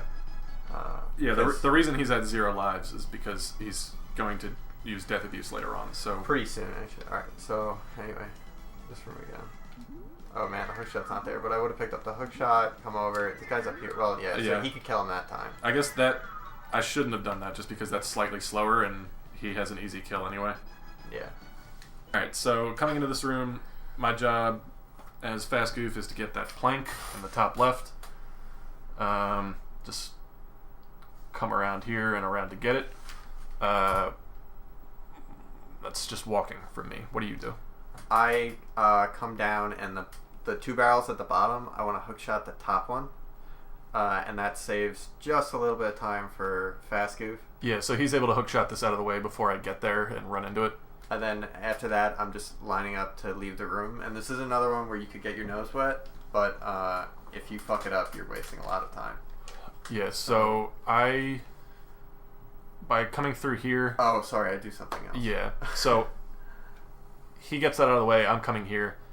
If this fat guy is up here, I go around like that because I want to keep my health coming out of this room. Next room is pretty much where I check to see if I have health, but I want to keep my health coming out of this room. So I either loop around, or if he's down here, I might be able to cut through here. But I get here, and then this guy might be down here, and he might be up here. If he's down here, so if he's anywhere along that left-right area where he's walking right now, just towards the stars. Oh, here. Yeah, if he's anywhere in there, or he's anywhere on that vertical, I can hit him from about where we're standing now. Just right there. Yeah. So that barrel he hookshots, he holds onto it. Yeah, so that I can kill this guy, hopefully, and that just removes a headache that Max could run into. I'd say you might as well just get into the habit of grabbing this, coming here, and just throwing it no matter what. Because you're not going to hit me with it, right? No, but timing-wise, sometimes you want to hold it if he's doing something weird. Right, okay. But Tall Goof should be on the lookout from like over here to see if he can kill this guy. Because if he comes up here and he gets in the way, Fast Goof has to make either the decision to like dance around here until he like gets out of breath and needs to take a break, in which case I can walk around and grab the plank, or if you're willing to give up your health, you just damage boost through him and grab the plank. Right. And I'll show what the health is for later. So that's a killable area there. Alright. So this room, this is where Tall Goof does die. He's going to be dying on this fat guy just to the right of us. But first he needs to stun him to get him out of the way for Max. Yeah, the two things that really need to happen here are just that Tall Goof dies to this guy and Max gets here. So like there are some safe ways to do that. You could just walk up and die. I could like come through this pot and leave. The fastest way is for me to come up here and exit through here. That's just the shortest path. So what Tall Goof does is hook the fat guy and then to stun him, and then walk into that same area and pick up that pot. Picking up the pot is so that if Max needs health there, he can get it. If I could hook it, but obviously that's no pickup. Yeah. So if Max decides to do that damage boost in the last room before the plank, he's counting on health either here or in the next room, where there's a couple opportunities. But yeah, so Tall Goof stuns this guy and gets this pot out of the way by picking it up. Max just walks through. And you'll notice right around here, frogs start crossing this area. Max, there isn't really a good explanation. You just kind of got to be careful. Usually you can squeak in between them, but if they come out real early, you got to know to hesitate a little bit so that you don't get hit by them. Oh, we can't do it a couple times. That's right. So that was it. That's it. You saw it. So now, yeah, at this point, Tall Goof is dead. He's not going to come back till the end of this room. So this room's all me. So you should have health coming into this room, hopefully. If you don't, you're hoping that there's some under this. So I have a hook shot right now, but I want to pick this up with my hands in case there's health or maybe a life or whatever underneath it. But entering this room, you've just been given the hook shot by Tall Goof dying. You're going to get this plant out of the way, use the hook shot here to cross. You got to switch items. Right? Yeah. Oh, yeah. So switching items is like R and L or whatever your setup is. So I'm coming in here. I'm switching to the hook shot right away. Picking up this plant, getting rid of it, hook shot across. Now, if I have health, I want to damage boost through this guy. He's going to be walking around here. He's going to stop and throw a sword at me. I want to just run through him and put the blank down here and run away from him, essentially. If I don't have health, I can't afford to do that, so you hook shot, you come up here, and you grab this pot, and you use it to hit him off the edge. And then you can, at that point, you can check to see if there's health under either of these pots, if you want. It's a judgment call. But let's assume you do have health. You come up here, you damage boost through him, you put the plank down, you kick this block down, and grab this hook shot. So now since you've used these two items, the hook shot is all you have. At that point, he might start chasing you. If he does, you might need to use that hook shot to stun him. But then after that, you just kick this out of the way, grab the key, Tall Goof comes back, and then you leave. So I'll do that. Get this out of the way, switch to hook shot. I have health. I was actually able to just get by him. Alright, so yeah, at this point, when I come back, you'll see I take whatever item isn't highlighted. Yeah, so I have the hook shot engaged right now, or active. So when he, you press start? Start to come back. So yeah, so he takes the key and respawns right at the door that we came in, which is also the door that we need to come out. So the reason we're doing this is so that now I don't need to go all the way back to leave. He's already at the door and we're leaving. So we just walk back through. The frog will kill Tall Goof there occasionally. If he doesn't, let's show if he doesn't. Yeah. It's just throwing down and then that's it. Yeah. Alright. So now I have the hook shot, and he has the key. He's not actually going to use the key. He's just holding on to it. Yeah, I'm going to end up dying. Yeah. He's so more death abuse. If I don't die to the frog, I want to die once here, and the death is going to be to the bottom left guy.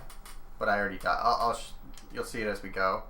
All Tall Goof is doing here is trying to kill the top right guy first, and then the guy who's right in the middle there next.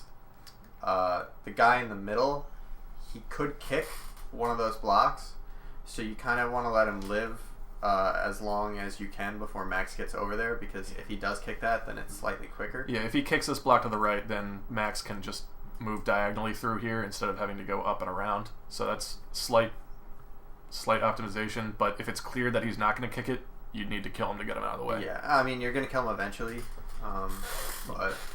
So all Max is doing in this room is just walking to the end and hook-shotting this guy if necessary along the way. Yeah, Max can stun any of them if he needs to. It's just slower. Just because of the hook shot, yeah.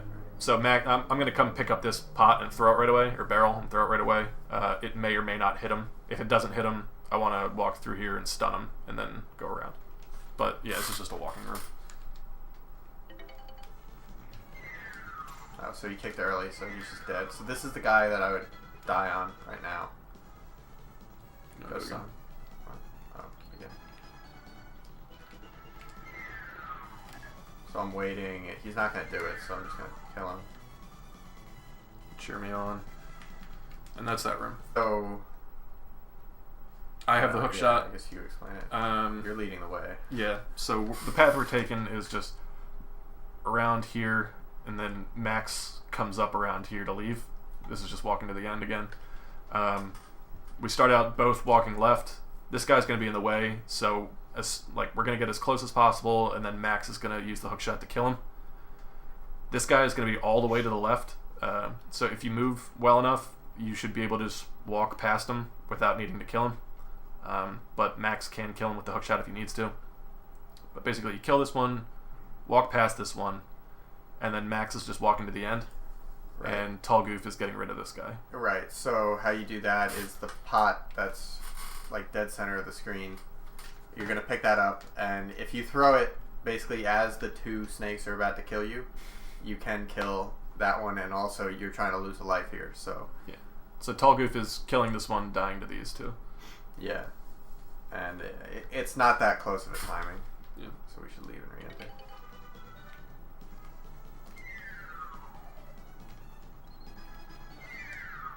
Okay, so now... That's it. Yeah. But it's important that I have 0 lives entering this room, because this is the room that I do want to end up dying in. If I don't lose... If I have more than 1 here, I waste time. And if I end up living into the next room, I also waste time. So I'm just walking to the exit, coming up, around, down, and out. So I walk straight, hook shot this guy to stun him, walk through him, walk straight, hook shot this guy to stun him, come around. And then in this area, these guys are a bit less predictable. They'll usually kick both of these blocks down, or at least one of them down, but then they start making their way over this way, during which you're picking up this plant, right? Right. So Tall Goof's going to pick up this plant and walk around. This guy's probably going to follow me after I stun him and walk through him, so he's going to be out of the way. At which point, Tall Goof kind of has a clear shot to throw the pot right here. Or right. He could be coming down too. So if either of these guys are up here, Tall Goof should throw the pot upwards to kill one. If they kick down and start hanging out here, Tall Goof can come up and throw the pot right. But basically what Tall Goof is trying to do is just get one of them out of the way so that I only have one other one to deal with, to hook shot with. Because if there's 2 of them and they're kind of occupying the same space, it gets awkward to hook shot them both. Yeah, the hooking becomes a little bit unpredictable there. You think you got both of them, but you actually hit one twice. Yeah. It just gets shitty. And if they don't kick these down, then Max is going to have to kick one, in which case you might be in danger from these guys hitting you. Or if they only kick one and Max starts coming down here, you got to look out for them kicking the other one down at you. So this area is just a lot of judgment calls. Alright.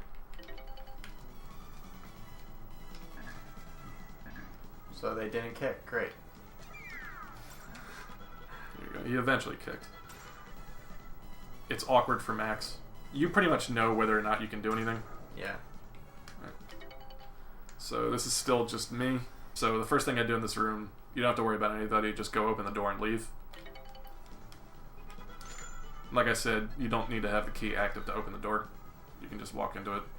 That might waste a frame, I don't know. I like to switch to the key before opening a door if I can, just in case, but it doesn't really matter. So if I were to, come back down. If I were to press start, like the reason he leaves and re-enters, like he's just going to keep doing what he was doing, but he leaves and re-enters so that I'm going to respawn after he grabs both things in the bottom right, so I'll respawn at the top because we're leaving up. Yeah, the point of leaving and coming back is just to change Tallgoof's spawn point. Right. So now I'm trying to get this key in the bottom right, so I gotta use a hook shot to get down there, so then I'll have no items, and then I want to pick up both of these items and give one of them to Tallgoof. So I want to grab this pot, come over here and throw it down to stun him, and then hook shot, and then there's a couple different things you can do after that. But then the important thing at the end is that you grab the key and then the hook shot.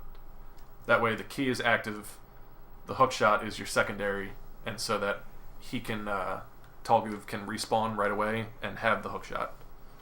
After this room, Max wants the key, Tallgoof wants the hook shot. I thought you were going to explain the judgment here. Yeah, so that's pretty much consistent right there. You grab the pot and hit him, and then hook shot. The judgment call is that after you do that, the safe thing to do would be grab this other pot, carry it down a little bit, and hit him to kill him, and then you're just free to do whatever you want down here. But that's a little bit slower because you have to go backwards, grab the pot, and then your movement speed is slower. The way you can kind of manipulate this guy is hit him, hook shot, walk to about this area, and pause. If you pause, he'll decide to throw a sword at you. Not literally pause, just stop moving. Yeah, sorry, just hesitate. If you do that, he'll decide to throw a sword instead of walking around. And when he decides to do that, there's like a short period of time where he's like preparing to throw the sword, in which case you have enough time to move down there. And so you can see that he's gonna throw a sword, get down there and grab the key before he actually throws it. So I'll try and do that right now. I got messed up. That's fine. So I took damage there, but it still worked. But you can look at a bunch of older runs and see what happens. You just stop halfway. He's gonna throw the sword, usually from the center. And if he's doing it from the center, you come down, grab this, and then the good rule of thumb, he's gonna be in the motion of throwing. If the sword is still in his hand, you have enough time to go to the right and grab. If the sword has already come out of his hand, you'll want to like go down a little bit to avoid the sword, and then come back up and grab it. Sometimes you go around the back too. Yeah. So if you do the safe strat and he's just completely out of the way, you can stand in between the two items, look left, grab, look right, grab, and so you don't have to move at all. What I do is I grab this one from the top, move over, grab this one from the top. You can also grab either of them from the bottom as well. So wherever you're safe, just that's where you should grab. After I grab both items and Tallgoof respawns, I'm just trying to not get hurt or die before we leave the room. This room's a bitch. Yeah, so this is probably another very RNG heavy room, maybe the heaviest. What needs to happen is the 4-star blocks need to be in the 4 corners. And we usually try to get the 2 guys killed. It might not happen. There's a start to this room, and then from there, there's like some strategies, but it could really go a lot of different ways. Yeah. So these 2 guys at the top, They are standing right above those blocks. They may or may not kick them downwards. They might kick both. They might only kick one. They might kick neither.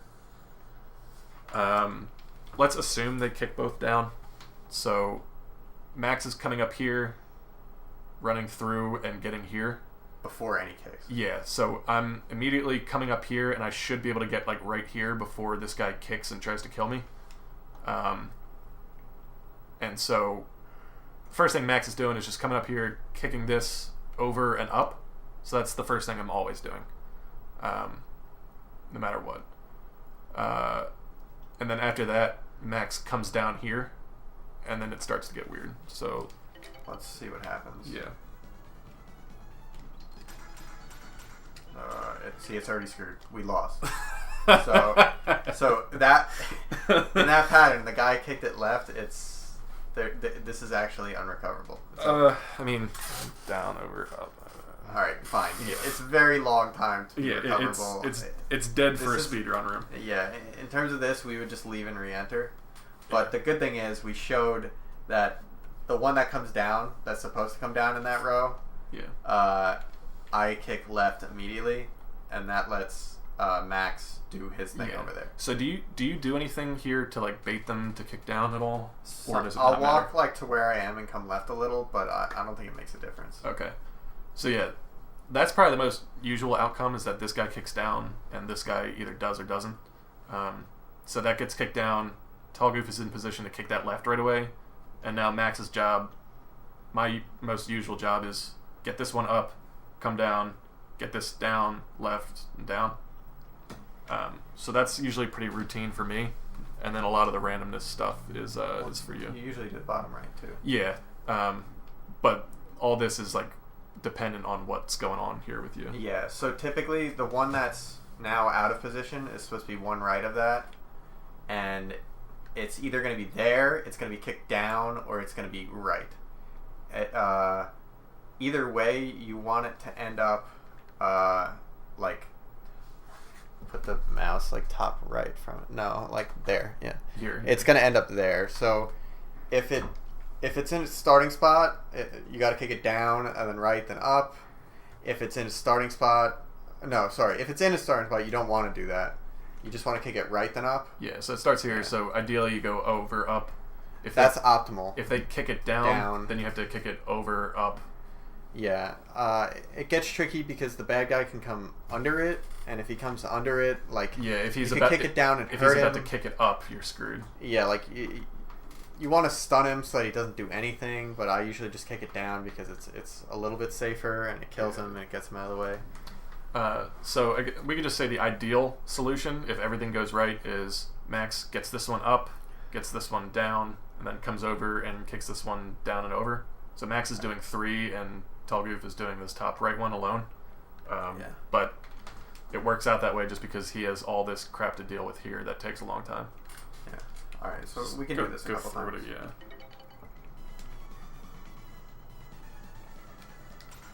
Alright, so there's like a This is ideal so far. So like, you're gonna die. Like, you just gotta deal with them. Yeah, so that was some improvisation. Yeah, we can just keep showing it. Again, we begin ideal, but it quickly... So with you, it tries to be like kick, hook shot, kick, hook shot, kick type of deal? Yeah, it's kick, hook shot, kick. You just want to... Let me die so that I can... So nice, one killed the other. That was good. But they didn't kick this one, so that wastes some time. I used that time to kick that other one over. Now so Tall Goof can finish that. And leave. Yeah.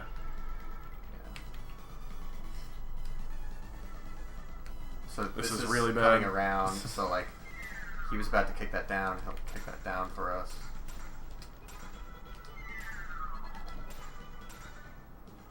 Like it gets all kinds of shitty. Yeah. Once more. Let's have 2 more times. I want to show an alley-oop. Oh, alright. Let's see. I can probably get it here. Nope. Alley-oop. Nice. Alright. Where did I lose health? Oh, on that pirate in the bottom right. So if you remember that pirate down here where I was talking about like pausing and waiting for him to throw an item or whatever, if you don't get hurt there, you should have health coming into this room, Fast Goof. In which case, Fast Goof can just run through these spikes. This is where you would use a damage boost. So if I have health coming into this room, I just run through the spikes, come up here, and open this door. These spikes, essentially, I think they have more than 2 patterns, but it's essentially a fast pattern and a slow pattern. Yeah. The fast pattern involves us just walking along the top and then down. So like if this spike thing is like moving this way, we're following it, and this one is moving this way, and we just switch lanes and leave. But yeah, if I don't have health, I have to take the same path as Tall Goof. So that was the fast route. I would unlock this door, and then Tall Goof would leave. Nice. Epic. I hold my hands up This because is the you slow could route. catch a bomb there. You have to kind of dodge bombs as you're waiting. I don't know what to do. Alright. Fast pattern. And Max, I don't think is in danger here in the middle of being hit by bombs. I used to think I was, so I would walk with my hands up and I would catch the bombs when they get launched over me. But that just slows you down. So Max, you can just walk through, unlock this door, make sure you don't walk into the next room. Just unlock the door and wait. As soon as that door is unlocked, Tall Goof leaves the room.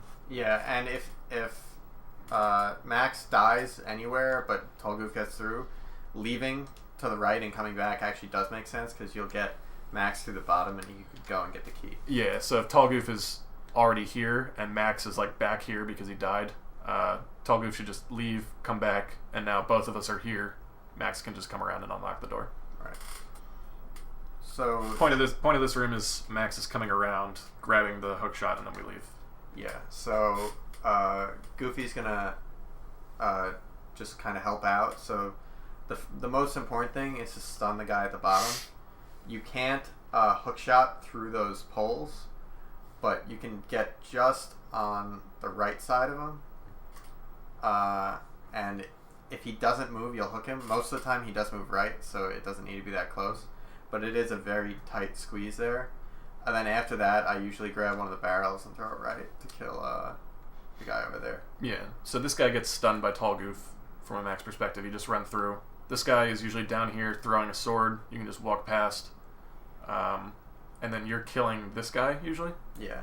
Yeah, and so this guy might be throwing a sword, but you can usually just walk right through and grab it. Sometimes I try to kill the second guy if he's in a good position, but Yeah. then you start getting close on 'Cause time. they're- I want to try to exit this room as fast as possible, so once I'm done, I'm going to get near that door. Yeah, so usually he stuns this guy, kills this guy, and then gets ready to leave.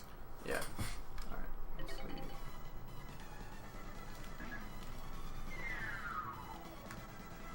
Just leave real quick. So if that bottom left guy is like aggressive, it's good for Fast Goof to just kind of take a little, like, walk here, and if this dude is really moving, just take like a little hesitation here, let the hookshot get down there to kill him or bump him, and then walk through, because that's better than just walking into your death. But if he's like slow to aggro, then you're fine just walking. See, I fucked up. Yeah. It's an example of a fuck up. I can't believe it. Alright.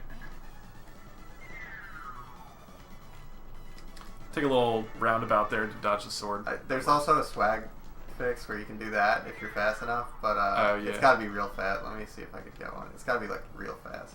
No, can't even do it anymore. Failure. See, like that wasn't even fast enough. Yeah, It's very close. You used to hookshot the barrel, didn't you? That's what I'm doing. Oh, are you? Yeah. Like yeah. that. It's kinda, very close. You did that for like a week. That was fun. It's not worth it. it is swag-tastic though. All right. Next room. You're just coming through here. Max leaves. Then you're leaving again. Leaves. This room is like Yeah. the whole purpose of this room is we want to get the hookshot down so that you can go back and grab the key for the end of the level. Yeah. So Tall Goof's gonna get this block out of the way. I'm gonna just because that's faster than him doing it. Hookshot this while Tall Goof is getting ready to leave again. Right. So it's worth saying I shouldn't go below. Get us out of here. Shouldn't go below it, but I also shouldn't be running into it because that hurts me. So I want to just get down here and wait. As soon as it's out of the way, then I hook shot. Yeah, you never want to be like walking into something that's gonna get kicked because that's automatic death. Well, you're just gonna or stunned. Yeah. So that was bad. I left early. So as soon as that latches on, we should be getting out of there. And then this next room, Tall Goof is hitting one person with a barrel. And then getting ready to leave. Yeah. Meanwhile, I'm just getting the boss key. This room we're just run through. Up and then left. In that order. I lost my hook shot by doing it left here. So you want to go up first to hit that button. Yeah, so I can either stick to the left or I can go here and as soon as it gets kicked, go like diagonal, if that's slightly faster. I come around here. Tall Goof is going to be trailing behind, so I get this out of the way. I get this out of the way. And then Tall Goof bumps that button, lets me across. This is also the room where there's one more room before the boss. So right here, I'm paying attention to my lives. I want to enter the boss with 1 life. No, I really want to get through level 3 into level 3 with 0. But I like to have 1 as a safety for the boss. And it's also really easy to lose 1 life in level 3. So just going in with 1, you're at least safe enough. So I usually die here. Leaving, just walking to the top and unlocking the door. So these are roller enemies. I don't know if we've seen them yet, but they if they see you and you're like a straight line up or down or to the left or right of them, they'll like turn into a ball and roll at you. So the safe way to do it would be like, come around here, make him roll at you, and hide in safety. He's gonna like roll past and bounce, and then you run. And then you can do that here as well. You show yourself, he rolls at you, you hide, he rolls past, and then you run. The way I do it, I think it's more consistent, just because this guy isn't guaranteed to roll at you here, is that I come up here, hide, when he goes past, I grab this cherry real quick and keep running, and then I just damage boost through on here. But it's pretty simple. I'm not doing anything here. If I need to lose another life here, if I messed up my life count, I can do it. But that's it. Yeah, head out real quick. One thing I can show is that if you screw something up, it is possible to do this. Walk under him when he's bouncing, but that's pretty much this room. There's not too much to say. You just damage boost. Alright, so we're entering the boss. So this is Firebug, correct? Yeah, so I'm mashing on entrance. You want a game saver in here or no? Once it starts. It started. Yeah. Weird. Oops. So as soon as you can move, you can go left or right. It's really which way you think he's gonna be. So you want Goofy to be hitting him more because he does 3 damage per throw versus 2 damage that Max would do. So these first 4 barrels, you want Goofy hitting as many as possible. So Goofy picks a side. I usually pick right because I think he'll be going right. It looked like this time he started throwing, so this is a really shitty pattern. Yeah. But sometimes he'll walk left or right. I think he favors the right, so that's where I start. So you want to get your barrels and get them thrown as fast as possible. The real first checkpoint of this boss is once those first 4 barrels are picked up, not thrown. Yeah, there's essentially a phase 1 and a phase 2, right? Yeah. So phase 1 just ends when all 4 barrels are picked up. At that point, there's a couple seconds, and then these, we call them hula dogs, but on these platforms that are sticking out on either side, another pirate islander thing comes and just throws barrels to you to help you. And that's the ammo you're going to use to end it. So at that point, you want to try to get tight circles going with those if possible. Yeah. So getting these 4 barrels is kind of on Max because Max is feeding Tall Goof. So even if something weird is going on and your Tall Goof has the 3rd barrel and is having trouble getting it off, throwing it, Max still wants to pick up the last barrel as quick as possible just to move on to the next phase. Yeah. But you should be able to hit this guy with all 4 barrels every time. It doesn't always happen, but... Yeah. So I usually go left, you go right. Yeah. Do you want a game saver it, or want to just go? Let's just go. So he went that way, so this is a little bit worse. But... Alright, so Max is going to go that way. And now we wait for the dogs. We usually give Tall Goof more room, so right now Firebug is on the left side, Tall Goof on the right side. Yeah, so that was actually a good boss. Yeah, I'd say so. You'll see that I should be mashing here. We saw the words, that was bad. So what happened there was the dog can throw at 2 patterns. It can throw like short or long. Throwing long is obviously bad because that's more time in the air that you're waiting for ammo. But if he does a bunch of short throws, you can kind of like grab it, move up, throw, come back, grab it, move up, throw, come back. And that's exactly what happened on that one. Yeah. Which Max is just trying to do everything he can on the other side to attempt to get a throw or 2 in. Something we didn't mention, if you end up dying near the end of a boss, or you get hit and you're blinking near the end of a boss, the stage clear won't happen until you're done blinking. So it's pretty important not to get hit. Yeah, the most important thing for Max at the end, just because my hits don't matter as much as his unless I'm getting like, multiple in. Like I need 2 hits to surpass one of his. The biggest thing for me is just don't die. So if I have health, it's fine to get like burnt once or whatever, but just don't die or get hit on the head with a barrel by my teammate or one of the hula dogs. Just make sure there's no invulnerability frames, or else you're extending what could be a good fight. Level 3? Level 3. Level 3. That one went faster. Yeah. Is there any... You want 1 life and no health coming into this? Yes. So, for now, I'm in the optimal place. I have 1 life. I'm going to die in the next room, and then look for health, because there's a damage boost I want to do as a safety later. I have nothing to do in this room. Yeah. You're bringing this up, and you can dodge... Yeah. If there's health under there, did you say something? Yeah, no, but if there is health here, I don't want to grab it because that'll throw everything off. But if you walk just along the top, you can actually dodge like a cherry that's there. Yeah. So like sometimes I grab it and I'm holding up left. Like you're gonna waste a little bit of time, but it does give you peace of mind for later.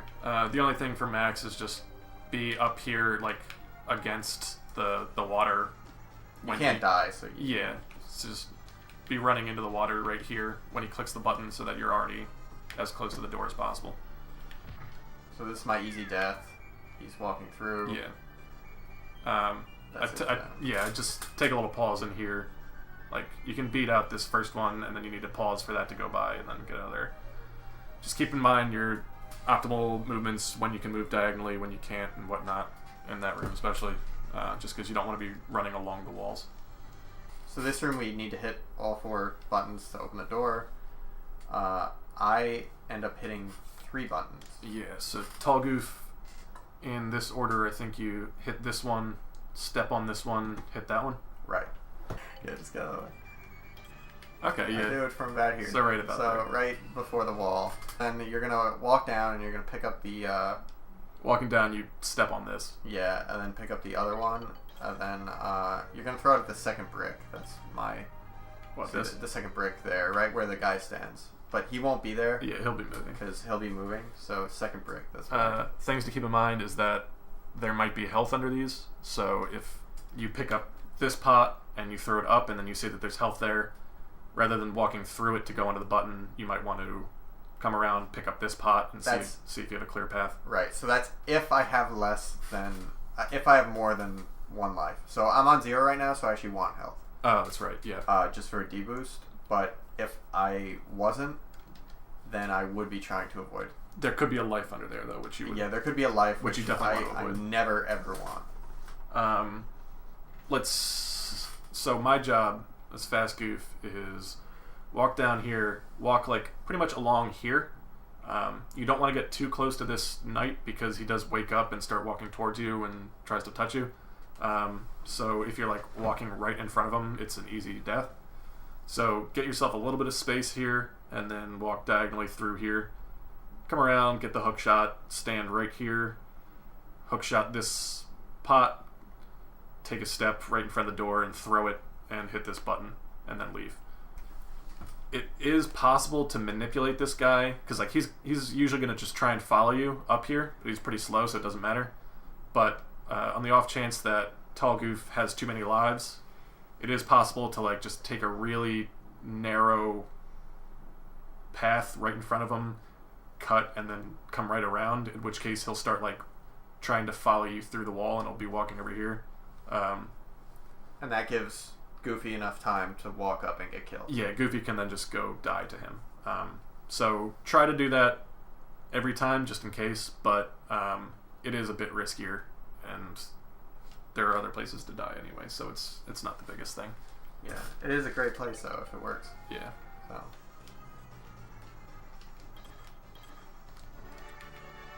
There's another lift opportunity there if you're very, very clever. Alright. We got a dark room here. Usually you would get the candles to illuminate the room, but you're just going to memorize the path anyway, so it doesn't matter. Just watch how to do it. Goofy doesn't need to do anything. Yeah. I just kind of walk up. I stand here because that's where... It shows me where this entrance is if he stands there. Yeah, it's like just to the left of where I entered. Like, it's like right here. I just walked forward, and this is where he needs to come down. He knows it, but yeah, it helps. This one you just memorize it and remember it over time. Yeah. All right, now this is a tricky room. You just go to the right. Yeah, I'm gonna hold up and right in this room. Okay. And then this room. Yeah. This room, Max just walks to the end of the room, hookshotting both of these guys in the process. If you hookshot this first guy, this second guy might start throwing his sword at you, and it just doesn't hit you, usually. And you can just ignore it and then bump him as well and go through. I think it was BB Forky. He was saying it's because that when you extend your hookshot, your sprite actually gets slightly smaller, and so the sword goes over you. I'll assume that's correct, but anyway, basically all you have to do is just walk through here, hookshot both of these guys, walk through them to the end, and don't really worry about swords being thrown at you. Just make sure you don't bump the same guy twice and then walk into your death. Goofy, if you have no lives, this is the other place you're looking for health. The deboost is in the next room, so if you don't have lives, then this is where you're looking for health. Under those two pots. Yeah, either of these pots. If you do have lives, you can die to both of these guys once they get unstunned. Yeah. Max might just need to slow down at the end of the room for a bit. Yeah, I mean, usually I just go for the health anyway, because I'm just giving up on getting to 0 at this point. Yeah. So, okay. Yeah, I just get the health here either way, because, you know, the room where you die, you do have the opportunity to lose a few lives, but it's a little bit trickier. Nice cherry. This one can be taken slow, and it's relatively simple. These things just move up and down. This one starts out going down. I assume this one, or up. This one I assume starts going down. Max can just walk here, wait until this one's like up here, and then walk here, and then wait until there's a path to walk through. So that's like 1, 2 pauses, and then walk to the door. But you can pretty consistently just walk straight from here to here, not pausing in this one. But it's a tight squeeze. And so that's why you have health. So I'm just walking and ignoring the obstacles, because I'll just lose my health and then be invincible for the like last set. Yeah, the strategy we have going is just that, like, he has health here, so I actually didn't even need this because he's not gonna die. But if he did die, let's assume I don't have health here, because I normally don't. I mean, if he did die, it would be quicker for me to just walk through normally.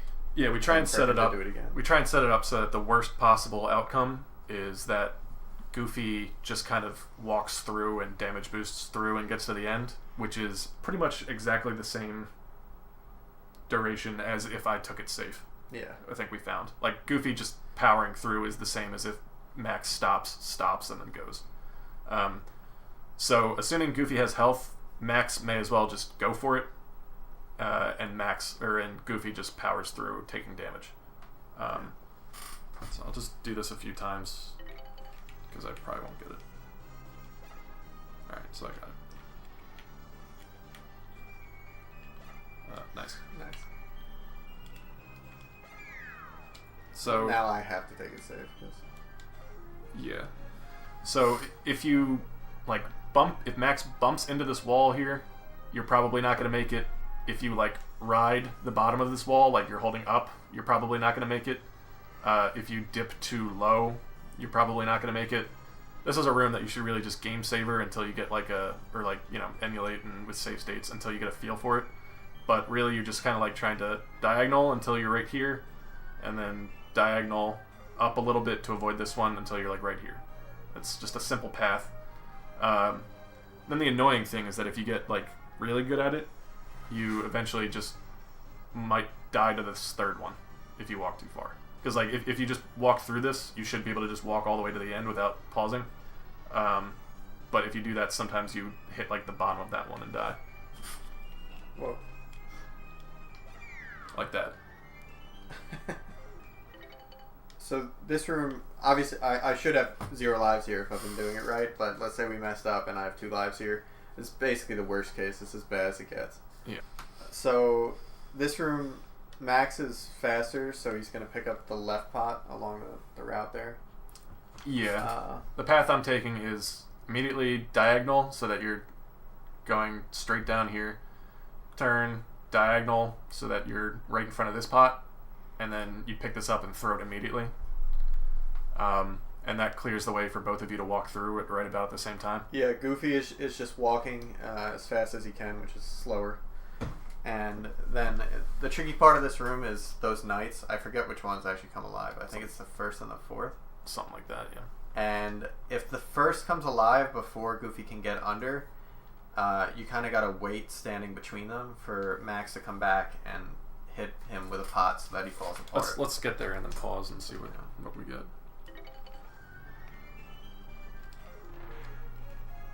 So I was able to get through here. Yeah. He started moving, but I have time. It's really a judgment decision. So whether you think you'll make it or not. This one right here got a late start. If it gets an early start, it's like it could be between me and Goofy. In which case Goofy is kind of trapped between them and is probably going to die. I'd say more often than not you do survive it. There is like a gap there, and you just gonna die unless I kill the front guy. Right, yeah. So if he's sandwiched between those two, Max comes and grabs this and throws it straight upwards to kill this guy, and then he has a clear path. Right now he's already got the clear path because this guy got a late start, so he's safe to just follow behind me. Okay, I pick up the first 2, and then one of us picks up the third. So because I'm slow, he has time to pick up the first 2 pots. Yeah. But Goofy has to be careful because he doesn't want to walk over any health that would be there. That'll just fuck you up for later. Yeah, so Goofy should just stay behind Max for the first 2 pots.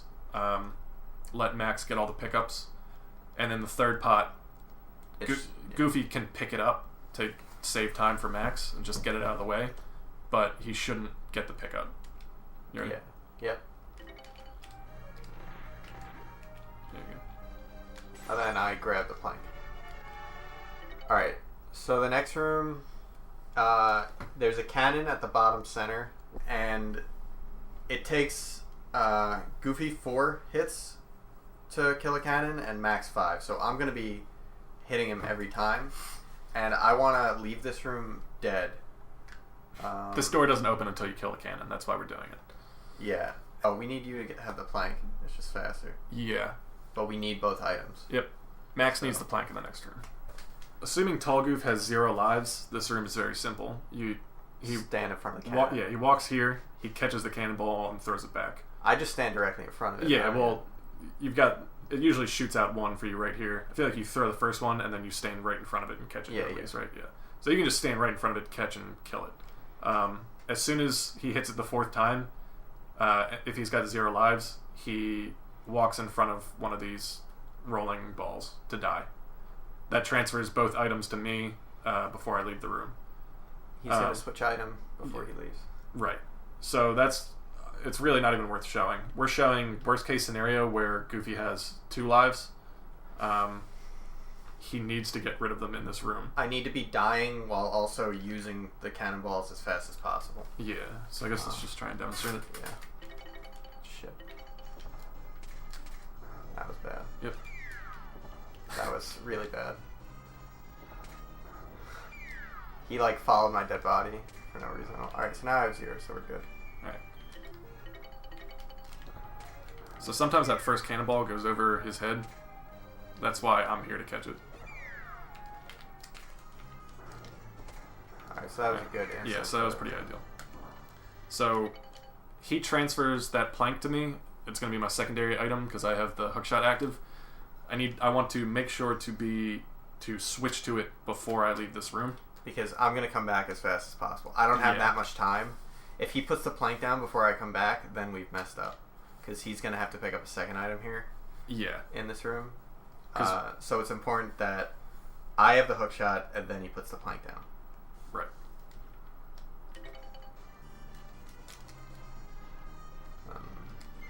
I'm just walking through.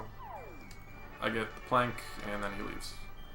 So in that last room is usually when I tell him whether or not I have health, or like right here, and that decides whether or not I do a damage boost in the next room.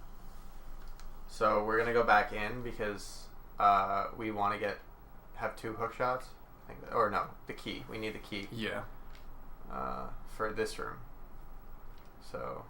Yeah, leaving and coming back was to get me closer because I was like in the middle of the stage. He was in the center of the room. Near the plank. So now this teleports me to the top of the room. I have health, so I'm going to damage boost on this guy. Yeah. I just die once and then leave. Yeah. We can show the other... Well, yeah. It's like... The other way, what would happen is we'd both kind of walk over there. I'd walk to like right before the plank. The guy would be aggroed up slightly. And then I would hook him. Yeah. Then I would die and then...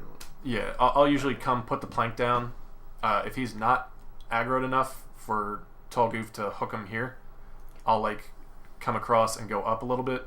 The guy will come at me, he can hook him, and then I go down.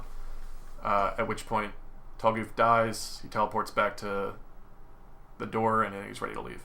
The only other thing is that if shit kind of goes wrong along the way and Max he doesn't have any lives during this part, there's time to pick up the key and then walk off the edge to lose your final life, and then you'll come back in the next room right away. Yeah, Tall Goof leaves, you come back in the next room right away, you still have the same item, and then you're ready to go and you have 2 lives. Alright, so this room, I'm just trying to die and he's going for the key. Yep. And in this room, I'm just dying again so that he could have the hook shot. Yep. So I had nothing. He gave me the hook shot. I'm pretty much always going to get the hook shot right where I'm standing, and this guy is never going to get me before that. So I can pretty much walk full speed over here, get the hook shot, bump him. This gets tricky. Yeah. Bump. So that went smoothly because the pirate that's normally down here kind of came over and gave me some space. It gets more awkward if he's in this area because you're bumping him, you're getting the key. We believe, like, if you get an item during an enemy's invulnerability frames, you're, like, kind of wasting some of the frames. Like, it feels like he comes back quicker. Yeah. Like, it's still counting his frames during the item animation. So, like, you might hook him, pick up the key, and then it feels like he comes back as soon as you're done picking up the key. So it's better to be safe than sorry. Just like kind of hook him, maybe like hook him into one of these areas, grab the key, and then just get out of there. No. But yeah, you're just grabbing the key, making sure both of these guys are stunned long enough for you to get out of here. They're usually just both going to be here. You can just hook them both at the same time and get out. Like I said, I like to switch for the key, but it really doesn't matter. Alright, so I just come back here. Yeah, it doesn't matter when. Max just walks to the stairs. Yep, I leave. Next room is... I wouldn't even call this puzzle. You're spelling open. I'm covering this side. I'm just gonna hit O and immediately walk to E. Like, he hits the P faster than I can do anything, so just... And then I'm getting the key, too. Oh, nice lift. Lifting key, I've never seen that. You can split it up the other way too, where Max goes to the left and Tall Goof goes to the right. From what we can tell, it's the same. It's the same shit. Yeah, I actually haven't seen that. Just because you're saving time in the beginning by getting Max to the further side. Well, you're also saving time at the end by getting Goofy closer to the key, except Max has to walk further. Well, no, because if Goofy's over here, you're hitting P, I'm hitting E. You would normally be walking back, but now you're walking. Yeah, I don't know. Right. It comes out to about the same thing. If someone else wants to time it and tell us that it saves half a second, then we'll work it in. But Please don't. so Goofy gets the key. Max makes sure he doesn't leave before he does, and as you can see, those knights may or may not come after you, but they very rarely get you. So this room. So I want to die. So the order of buttons, right, is top right, bottom left, top left, bottom right. Correct. So You'll see me walk over this one first, but it doesn't do anything. So I want to have 0 lives leaving this room. So the easiest way to do that is to just die immediately. That's while he's going for the top right. And then as soon as I come back, go for the bottom left, top left, and then just die in the hole in the middle.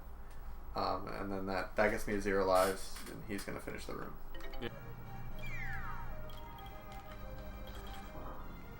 Yeah, that's that room.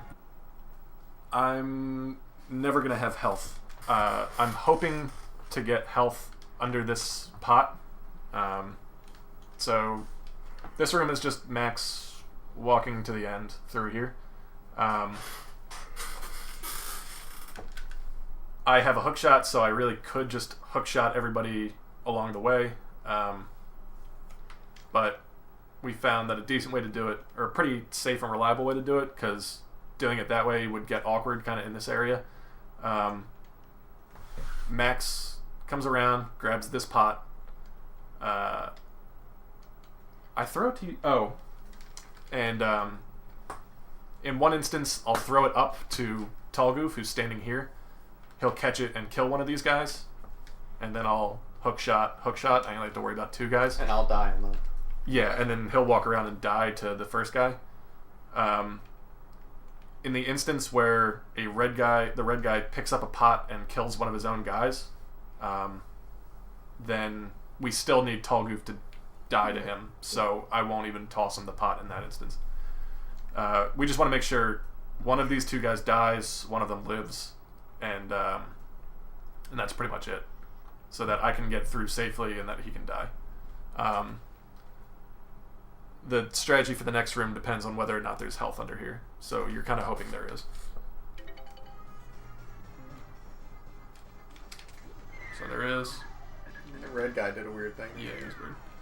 So I gave the key to him so that he could open it. He's Alright, gonna... so yeah. So I don't need to transfer, but I do. I have health. So I leave, come back. That's regardless of health. You just open that, leave, come back to get rid of the key. And then I get the other key. Switch item. Switch items. And then I come back. Yeah. So Tall Goof has to make sure to wait until I switch items so that he gets the hook shot rather than the key. Right. And now we're in the room where the health would have mattered. So the older strat, that's a bit slower. Well, and let's do the strat where I have health okay, first, so just because that's what I have. we're here. We have health. So I'm gonna come right, hook shot, use my hook shot, and then come back to the door and attempt to leave. That's all I'm doing. And I'm able to damage boost, so I'm just gonna walk through here and open the door. As soon as I open the door, he's leaving. Yeah. So the other strategy, well, I guess we could show it first. Yeah. It's a simple enough. That was a close one. Yeah, it worked out. So the other strategy is he deboosts on that right blue pirate. I would just hook him, stun him, and then he'd keep going. Yeah.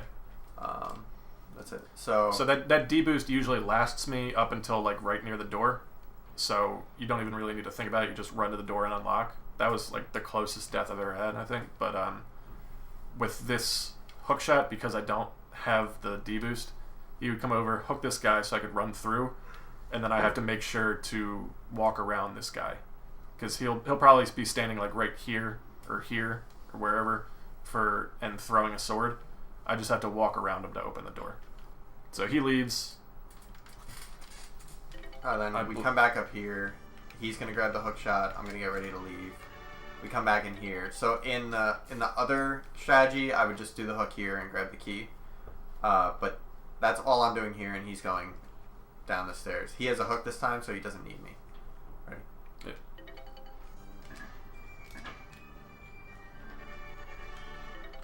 Right. So because he did that hook shot, the reason this strat is faster is because he did the hook shot. He was able to just walk down and get the key, and he pretty much gets the key right as I'm arriving at the stairs.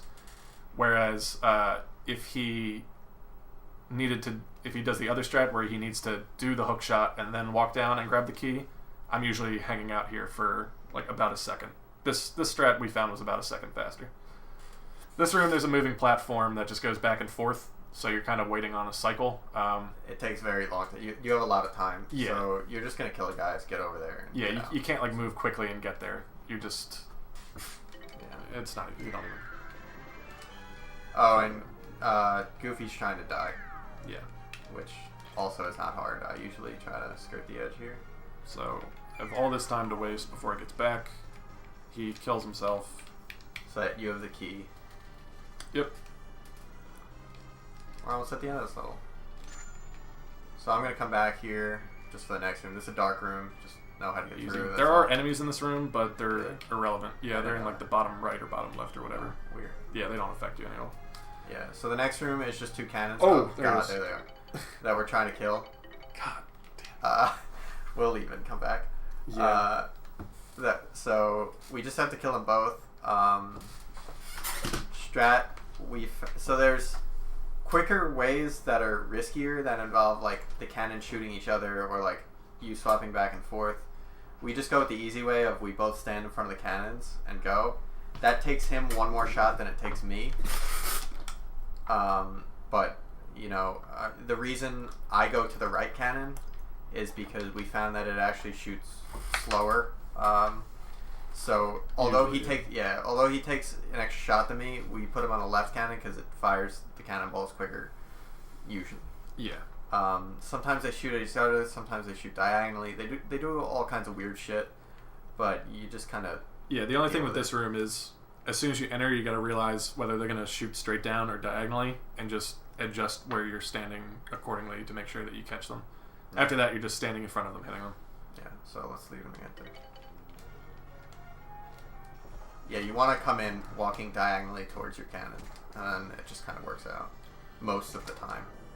If you're interested in the other strats, the task does it. There are videos of the other strats. I mean, they essentially revolve around just feeding Tall Goof to make sure he gets most of the hits and that the cannons are shooting each other. Because I think the cannons shooting each other are equivalent to Tall Goof hitting them. Yeah. Max is just going to the stairs, so up around. I'm grabbing the boss key down, and then the boss key there. Goofy does two things. He picks up the initial pot.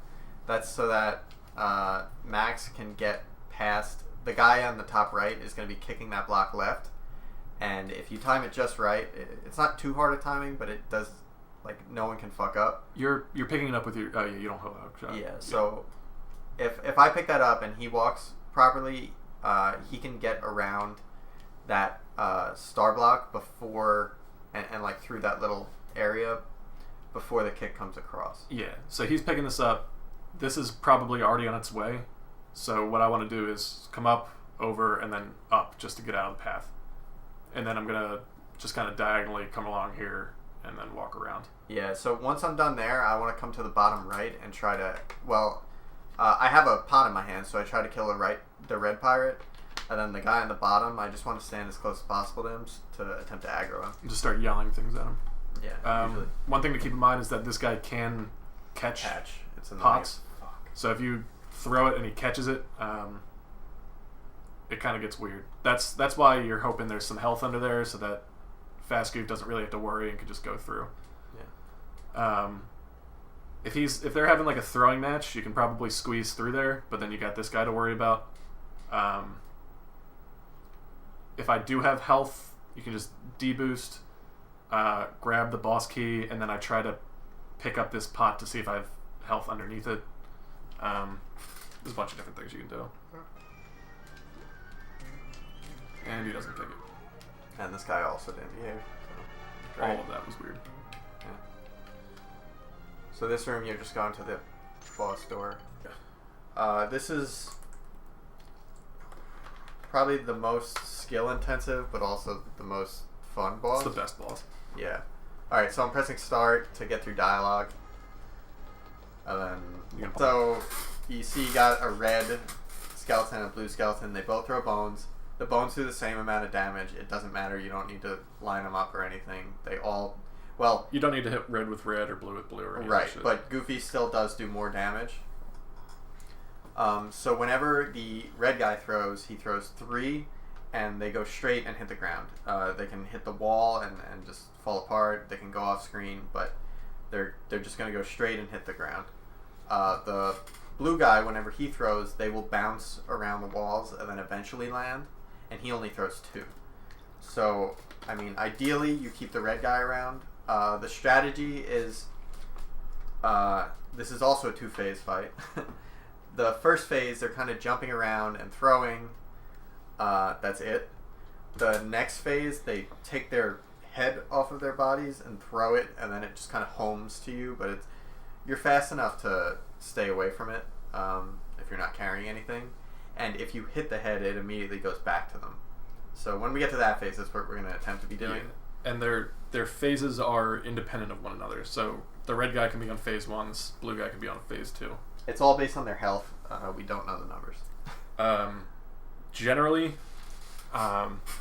assuming the ammo is like equally distributed and everything, Goofy should be reaching phase 2 first because he's doing more damage. Yeah. So if he does that, at that point, the 2 players might want to switch. So if he gets blue into phase 2 and my red guy is still in phase 1, we should switch to try and close the gap. You want them to die at approximately the same time. So getting the blue guy to phase 2 and then switching is just the best way to get there. Yeah, and if one of them has to die first, you'd rather keep the red guy around because he throws more ammo and it gets to the ground quicker. Because you cannot catch these out of the air. Right. Now that we know exactly how this fight's going to go with patterns. Yeah, I'm not going to throw that first one this one right here. One thing you will realize with fights though is that sometimes they'll like constantly jump back and forth, and sometimes they'll just stand still and like not do anything.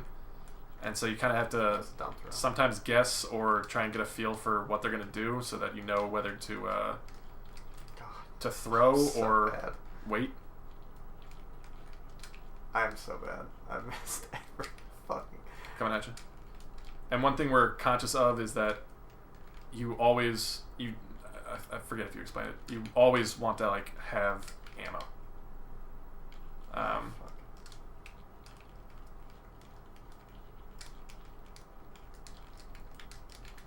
How have you explained it in the past? It's like if there's ammo sitting on the ground and they're not like, if there's ammo available and it's not clear that they're like about to throw more, you should just hold on to it, right? Yeah, like you don't want any of the ammo on the floor to disappear, so you want to prioritize blinking ammo on the ground first, and then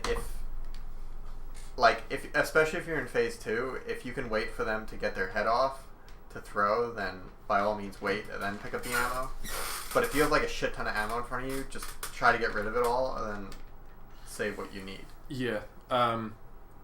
If they're like in the process of taking their head off or putting it back on and you hit them, it doesn't count as a hit against their... It won't cancel the throw. If they're taking their head off and you hit them, they're still going to throw the head. But if they take it off and like you hit the head as soon as they let go, it'll go right back. Yeah. So you gotta be patient a little bit. Yeah, Last one? Yeah. And then password to level 4. Yeah. It'll be fun if we don't get any better at this fight. Fucking time. I'm not. Because like I changed it up, I remembered.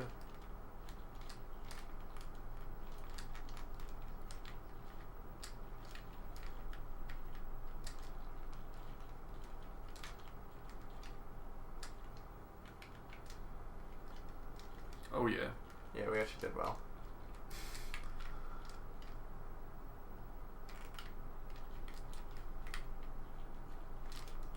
Oh god.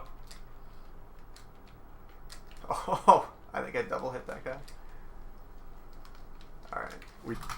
In terms of lives, your life count doesn't matter coming into 4 because the final boss has a hole that you could just fall in to rearrange your lives. So in terms of Goofy, it doesn't matter. So you're just going to hold up left to start this level. That's very important to remember. Always hold up left. Alright, so both of those barrels, ideally, or like hopefully, Fast Goof is leaving this room with health. You might have it left over from level 3, or you might get it in this room. But damage boost really comes in handy coming up. So I throw both of those barrels and check to see if there's health. There isn't any here. If they both had health, I only need to take the first one. I can lead the second one for Tall Goof. Yeah, it's actually good for me to have health throughout this level because, again, the boss is so easy to manipulate my lives on. So to have insurance to get through the level is for the better. Yeah, there's like no such thing as you having too much lives or health in this one, in right? this level, no. Yeah, because you can just get rid of it all at the end. Yeah. So, yeah, this... It was just... I waited for him to move the barrels, and then I have to kick that first one up, and then the third one up, and then the other two to the side. It's a puzzle. Yeah, it's a puzzle. Look and it's see a puzzle. What do you want? Yeah, you just gotta make sure he doesn't hit me with that first. Yeah, that's really the one thing to look out for, and if I can grab that second health, by all means. Because the second barrel was right here. He's gonna be kicking this block up, so if there's health under there and I need it, he also needs to be make sure that if I'm going for that health, he doesn't hit me with the block. I think you're actually faster than me. Oh yeah. Yeah. Okay. Yeah, Max only does one of them. Alright, so... I'm usually leaving right around the time he's getting that fourth one, so if you think it's going to be close, you can take a little hesitation step here. Make sure you hear the sound of that fourth one going in, and then leave. Yeah, so next room you're looking for health again. Yeah. And this actually opened the door at the top of this room. That's what that just did. Yeah. So now that he doesn't have health, we want to pick up the barrels up ahead in the quickest way possible. So I'm going to pick up the middle one, and if that doesn't work, he's going to pick up the left, I'm going to pick up the right, right? So I think you pick up the middle one no matter what, right? Yeah, I always pick up the middle one. He picks up the middle one just because it's just the fastest route for me to just kind of diagonally go between the two of them. If you have health, he's picking up the middle barrel, you just run through the middle and go to the end.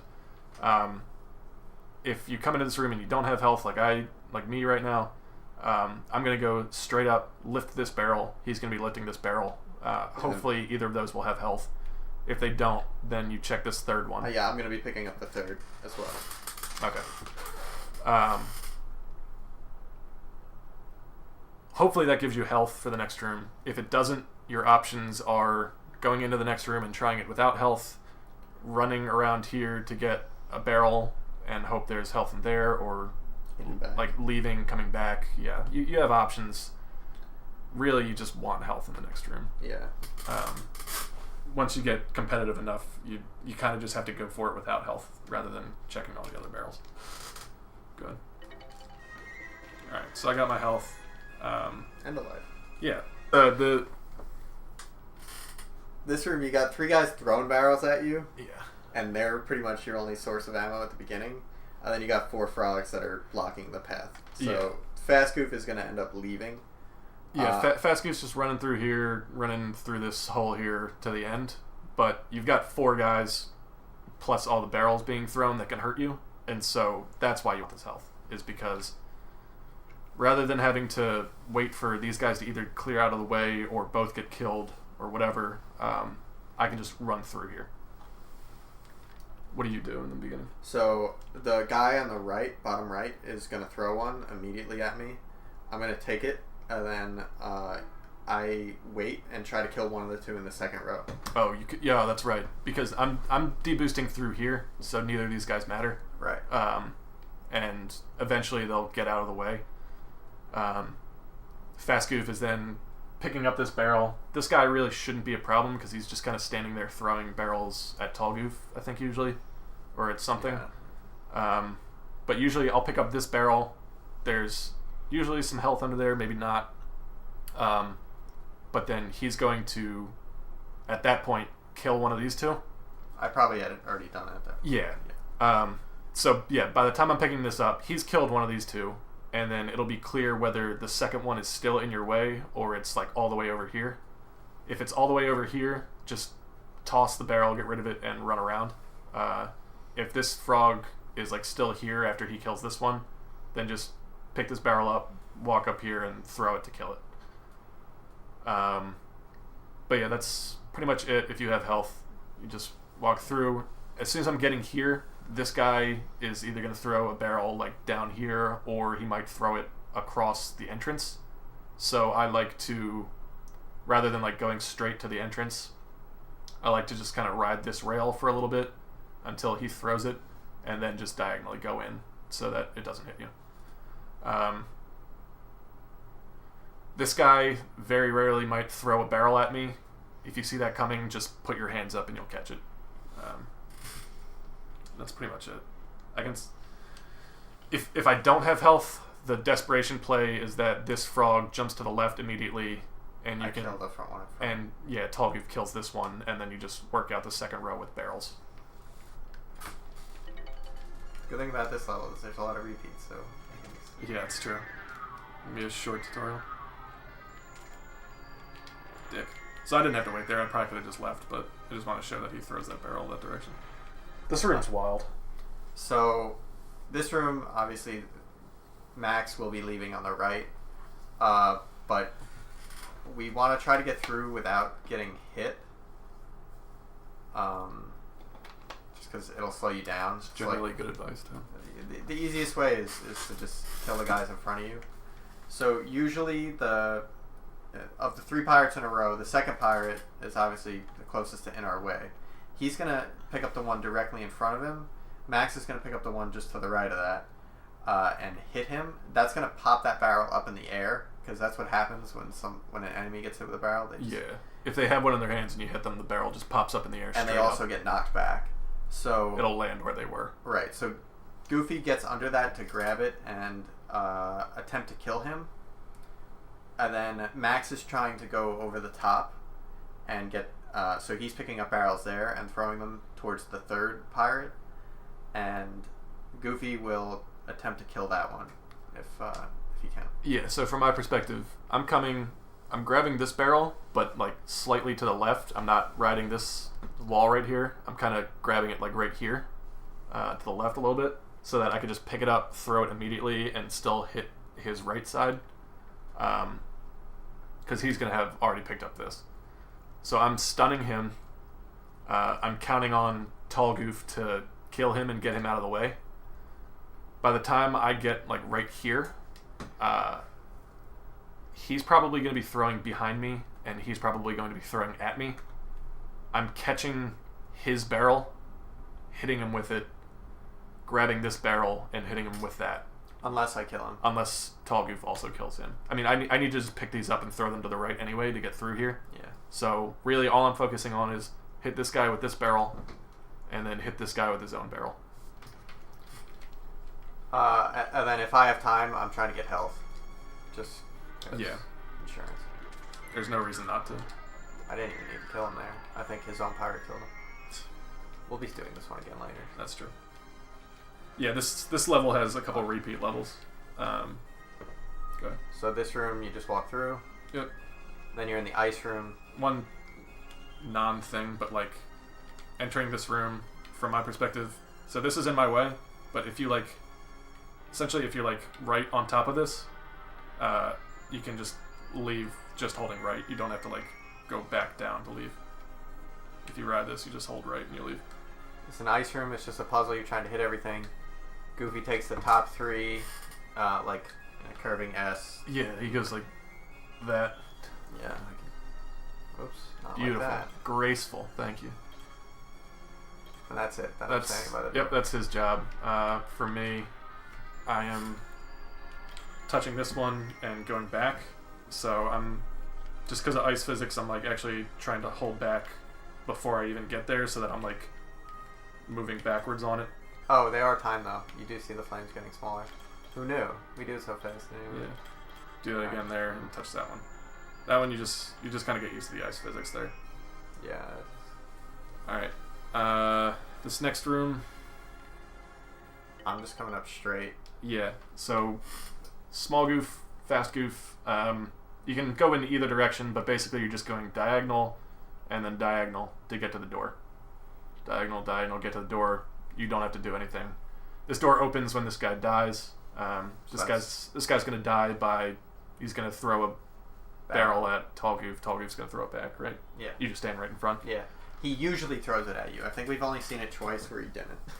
Yeah. And but I'd say 99% of the time he throws it at you. You just walk right up to him and stand there with your absolute hands up. worst case if things get crazy, There are barrels. Yeah. Like you could grab that one and kill him with that if you needed to. Yeah. I'm guessing you can't just reach up and grab one of these? No. Okay. And then the only other thing in this room, other than avoiding the spikes, is Fast Goof is going to want health either at some point. I don't remember if it's this next room, but at some point. If you're coming into this room with no health, you can do a cheeky little move where you slide into this barrel, grab it while you're sliding, see if there's any fruit under there, and then slide past. So like it's just another health opportunity. Yeah. All right. So we don't need to leave. Well, I did. Great. All right. This is another repeat room. All that happens here is you're gonna kill the red pirate. He's a fire breather. I don't know if we've seen them yet.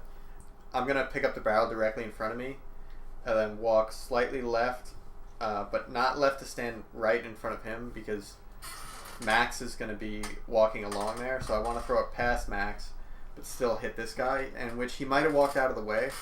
And if he did that, then Max is just gonna keep walking. This is a very fast room. Yeah. So I'm trying to ride this left wall just to give him an extra little bit of window here on the right side. So I'm immediately walking left and riding this left wall to go up. Tall Goof is essentially grabbing this barrel, moving slightly over, and like throwing it basically along this line to hit him, and then I should be able to just walk past it in. Yeah, so we can show this like 30. It's very easy to show. Apparently, if you do it too fast, the game blows up. Which we haven't seen. We've never done. We're not that good. So see, he walked in front of me that time. He just walked down that time. Yeah. But if Goofy goes too far to the left, he hits me in the head. Like that. Thanks. So that's another thing you just have to feel out. You could do with the emulator. But yeah, this room... Going into this room, you should know if you have health or not. So at that time you walked that way, so you just would have walked past anyway. Oh, right. So if you don't have health, you're... Well, if you don't have health, you're doing the same thing, right? What? Well, whether yeah, I I'll have be health or checking not. these, but... Oh, yeah. Yeah. But I'm saying, if Fast Goof doesn't have health, rather than going to the left immediately, he should check this barrel. If there's nothing, then go. But if there is health under either of these, you should grab it. Because you really want to leave this room with health. And you'll see why. To come. So if neither of those barrels have it, you can just walk up here, and one of these two usually will. If not, you can just keep barreling or go on ahead. But yeah, just walk to the end. Max should have health. And then we're in this room right again. fucking back here. So don't even need to say anything. This is just why you want health. It's the exact same room. Exact same room. So Pattern's a bit different. I missed. Didn't matter. alright. This room is easy. It's just a puzzle. Yeah, from Max's perspective, just if you're having trouble memorizing rooms and whatnot, those frogs rooms, they have different rooms after them, but in both cases, Max wants to start out by holding up and left. So as soon as you leave a frog room, just hold up and left. But yes, it's just a puzzle. I think Alright. there is one that explodes later on. So again, just a puzzle. That's it. Hold This left. room, hold left, yeah. Up and this is left. this is probably the hardest puzzle in the game. But There aren't any tricks to it, right? It's no, it's just a puzzle. yeah, just do it optimally. Just do it.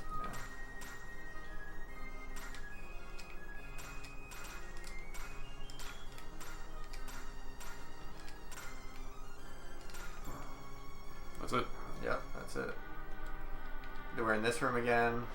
Well, you paused, but we would have been fine. I mean, it's a puzzle. Yeah, it's another puzzle. There's just an enemy to worry about. So usually I just kill it right off the bat. Which of these two barrels do you use? Left one? No, the rightmost. Right one. Yeah, so I mean, he's either going to walk left or right. He usually walks right or just hangs out. You can kill him with that. If he starts walking left, do you just grab this, walk up, and throw it left? Yeah. Okay. I'm walking up there anyway. So yeah, Tall Goof just kills this guy with this rightmost barrel. You cannot pick up either of these until the puzzle is over because you need them to kick blocks into.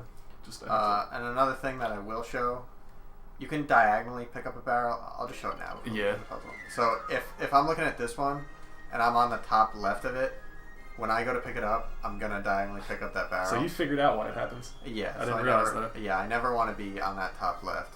Like that day when we were practicing the other shot. Yeah. It was there to look into. So it looks like something that's exciting, but it's actually really annoying. You don't want to do it ever. But anyway, I digress. Nice. Yeah, that's how you do a diagonal pickup. Don't ever do them. So yeah. I don't think there's a good reason to do them ever. So yeah, it's a puzzle after that. Yeah. Although I do want to say one thing as soon as it's over. So I have a double kick here. That's good. I'm usually going to finish second, so doing the diagonal kick does save some time. After that, I would like to leave this room with health as insurance, just because there is a fat guy later on that can just completely stand in your way and screw you over. Having health allows you to just walk through him. It's kind of rare, but... So usually I'm trying to leave the room, and he's either looking for help or leave the room. So this barrel that he picks up could have health under it, because like I have time to get here before the door blows up, and it's slightly faster for me to leave from here than Tall Goof, just because I'm faster. But the insurance is worth sending Tall Goof up there, and I'm just looking for health. All right. So get it if you can. Then I believe this is a repeat room, right? Yeah, this is a repeat room. Tricky one again. I got hit, but... So that's the other thing, is that even if you don't leave that room with health, you can get some in here, both of us. Yeah. So I'm picking up these two barrels. One of them might have health. If it doesn't and you really want it, you can pick up any of these. But at some point, you gotta just power through without health and hope you get lucky. Next room is minecarts. You just hold upright to get in. Yeah. And then at the end, you hold right. There's nothing more. Yeah, it's all Tall Goof. Max can kill the other two, and I do because it's fun, but I don't think they're really a danger Nothing to matters. It's a very quick room again. So I'm just going here as fast as I can, and then holding down right to get out. No pause. Yeah. This room used to be trickier. Yeah, it's not bad now. I figured it out. You touch the 4 buttons to open the door at the top. Yeah, so Goofy is doing the left side of the room, Max is doing the right side of the room, obviously because they're further away, and then Goofy is exiting.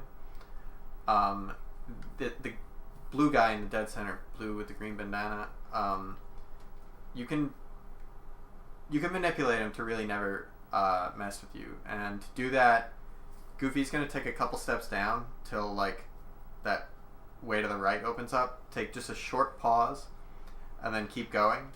And Max is already walking past, and that'll make him kind of already do a roll, but the roll is either going to go down or into the wall, and later on he won't be up near the top and messing with you. Yeah, the dangers here are that this guy is lurking up here when he's trying to exit, or the fat guy screwing you over that I talked about was if you come into this room without health and this guy just decides to stand here, then you can't, there's literally no way to get to that button other than just waiting for him to move. But since I have health, I can just run straight to it. Yeah. Alright, so I'm going to leave him. Come back. So slight pause, he's going to come down, and then he'll never mess with me up here. Then I usually hit that button right around the time you're at the exit, assuming it goes well. If it goes well, it just kind of happens. But yeah, entering that room, Max should be holding down for like less than a second, and then turning right. Just because if you go diagonal, you bump into the wall. If you go down and then turn correctly, then you're got a better chance of manipulating that guy. Alright, so this is just a puzzle. We'll just do it. I fucked up, but we will do it. It's in the dark. Not really. Yeah. Stand here Just and wait. know what to do. That's Looking good. Just That's do a good pose. So, yeah, I get the hook shot, and then I come over to this closed door and just be ready for it to open. This next room's a little tricky. Yeah, we'll explain it. You So beat your side. So we gotta kill everything. Goofy kills the left 2, Max kills the right 2. So in terms of what I'm doing, what Goofy's doing is I'm gonna walk to right about, no, a little bit more left, right about there, and what that's gonna do is it's gonna cause the pirate closest to that to roll into the wall. This guy? Yeah, I He think goes to the right? I think I want him rolling that. I forget. We'll see when it happens. Mm-hmm. Actually, I could just. Yeah, so he rolls into the wall like that. Okay. And then he keeps walking and following me. So he's gonna follow me right under that star block. Right there. Yeah. And at that point, I'll have kicked this one out of the way. At that point, that's out of the way. So I just go up and above it and kick it down into him. And then I line up on the right side of that block and wait to kick it that way. Yeah. And So the last guy to die is going to be this guy being killed by this block. My job, I just kind of go diagonally here. I hook shot this guy to stun him and kind of push him up here. And then I come around, kick this up. And then at that point, both of these guys should be right here in the line of fire of my block. So I just hook him, kick this up, over, and my guys are dead. He will have killed this guy at that point. And now you've got the you're gonna have a situation where let's just pause it when the block is here and he's left. Okay.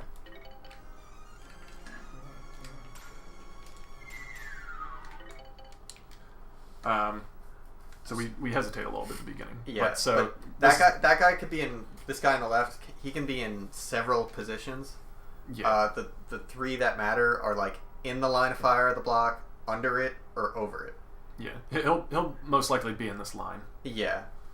So if he's under it, you don't want to kick too early, because if you get him stuck on, like, if you kick it and then he ends up rolling into the block instead of dying, he's now stuck in the bottom and he'll end up kicking it up, and then it's very hard to kill him at that point. If he's over, Fast Goof can hook him down into the line of fire and then just fire away. Yeah. Or if he's in the line of fire, then you just fire away and Fast Goof keeps going. So really the only tricky one is if he's below. If he's below, you could kick it and I could come down and kick it right away. Yeah, but we've never. No, it's never really come up. That's not. It's not going to work because he's going to kick it like almost right away. Yeah. Yeah. If you get into that state, it's problematic. You're reaching the point where you're going to have to restart the room anyway. But yeah, you really just want to get it so that he's in this area. Yeah. If he does end up underneath, you're going to try to hit him as he's rolling up, which will kill him. If you don't, then Max can just stun him into the corner and you could come around and get him. So that's like the like backup for if you don't get him. If he comes up here? Yeah. Yeah, because he might roll at me, in which case like I'm walking around here and then I could just keep stunning him into the corner. Yeah, but if he's under, I'm going to try to get him while he's rolling. Yeah. Just do this room a couple times? Yeah. So, well, that was... he was just walking. I was planning on not doing It's fine. It's all ruined. So, I don't know if I could have got him or not. I did wait a split second.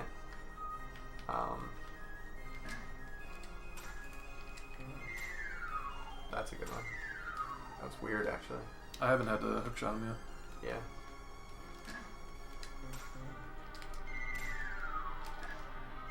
There you go. One more? Yeah.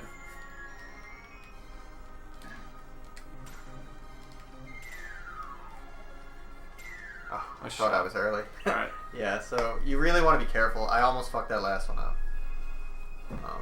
But that's it there. Yeah, it's better late than early on that. Yeah, definitely. Next room, just up and to the right. And then we got a puzzle we want to pause. There's a double kick opportunity here. I almost never take it. The thing to talk about is the waterfall bit. Yeah. So you'll notice there's a waterfall And a hook. and a hook. So I cannot currently do the hook shot because of the waterfall. Completing this puzzle gets the waterfall out of the way, and you can move on. It's pretty straightforward as a puzzle goes. Like all the other ones, you just kind of know the combination of moves. But completing the puzzle, the screen kind of shakes and freezes for a little bit to try and show you that the waterfall, like that something is happening in the next room, and then you leave and see that it's the waterfall that's gone. So that wastes like a second or whatever. If you leave within like 2 frames or something like that, it's a real small window. But if you leave like immediately after the block lands on this star, the final one, then you kind of skip that animation or that pause. So leaving at the same time as completing the puzzle could save you like a second. It could also, if you do it too early, it could force you to redo the puzzle. Yeah, so it's a risk. Yep. I don't know why I left. Alright. It's fine.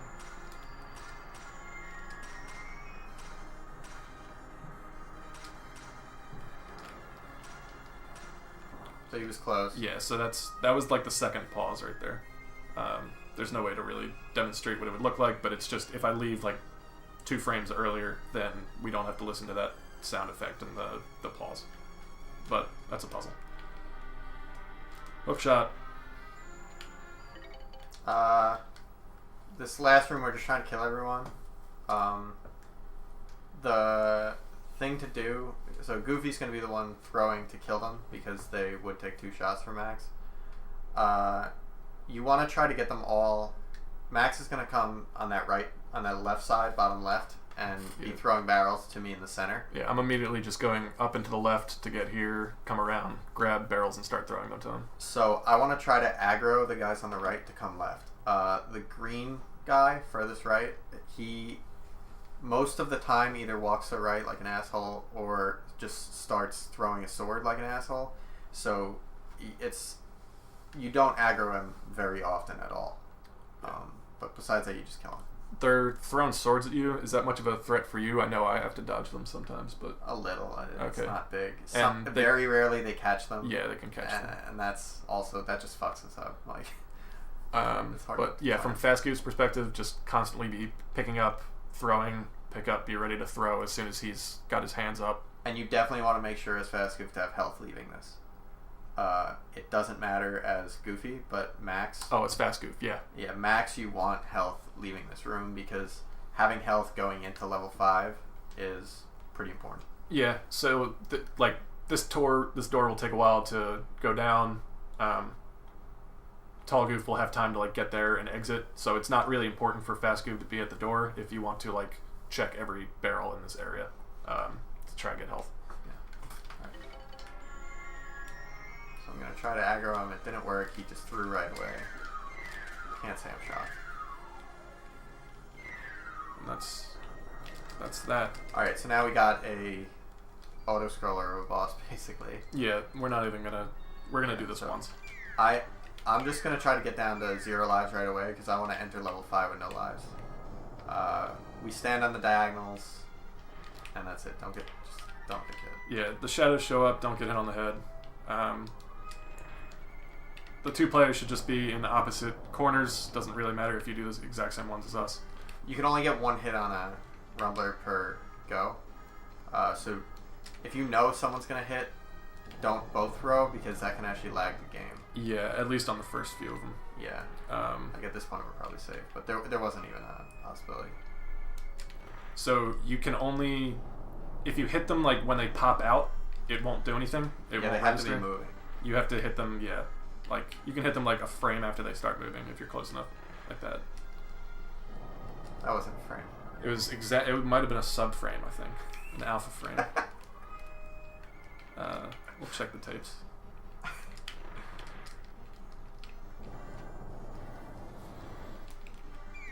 Killed myself, so I just want to demonstrate what you do if you don't have health after this level. Somebody make a what do they call them? Clips? Don't you dare. So that we can get that alpha frame check. God damn it. Yeah. I guess you can't do that. There's nothing to talk about on this Yeah, that's it. You can have some fun, and oh yeah, you could make family pictures and stuff. you can hit each other with the things. Yeah. It's over. So now I'm going to be mashing start. This is the only between levels where mashing start matters over because there's like an extended cutscene. Yeah. Alright, so if here we are, level 1. if I had health, I would just walk to the just left and then up and it's exit here. And I would do that because I just walk faster than him, so I would get there first. Because I don't have health, I'm going to check these 6 barrels, and he's just going to exit for us. I should have time to check like 3 of them before he leaves. But he is moving very slowly right now, so I'm going to check all of them. No, I'm kidding. But yep, I have health. So I'm going to start out going up and to the left, and then around. I'm riding this wall up. Tall Goof is picking up this barrel and coming over, and I'm going to have my hands up. He's going to throw it to me. As soon as I catch it, I throw it in the direction I'm moving to kill this guy. The reason we do that is to get Max as far as possible before like the speed stops. Like as soon as he gets the pot, he slows down. Yeah, I don't want to carry this all the way up and then hit him. I want to just get there, catch it, and throw it immediately. Yeah. And then the other 3 guys are all killed by Tall Goof. Yeah, I just kill them as I can with the barrels that I have. Yeah. The patterns change. These 2 guys are relatively consistent, I'd say. Yeah. This guy is wildly. He could be up here, he could be over here. Yeah, so you just got to get through this room. Ideally, Max with health, Goofy without. So I'm going to be like dodging cherries whenever I see them, and then he already has health, so we're good. Yeah, and I shouldn't lose it here. If I do lose it somewhere, somehow, you can check these 2 barrels. And just keep coming back and checking it over and over. Yeah. But yeah, I'm essentially just walking through. This guy, if he's like in this area, it's a tricky kill for him because he has to come around and throw. So I might just want to do like a little hesitation and go. If he's over here, I want to ride the right side so that he kind of follows me and makes it easier for him to throw. And also that's just the more optimal path. But this is all simple. Just make a judgment call with this guy and make sure Tall Goof kills him before you keep running. Okay. Alright. Ready? Yep. Oh, I picked up health. You lost yours.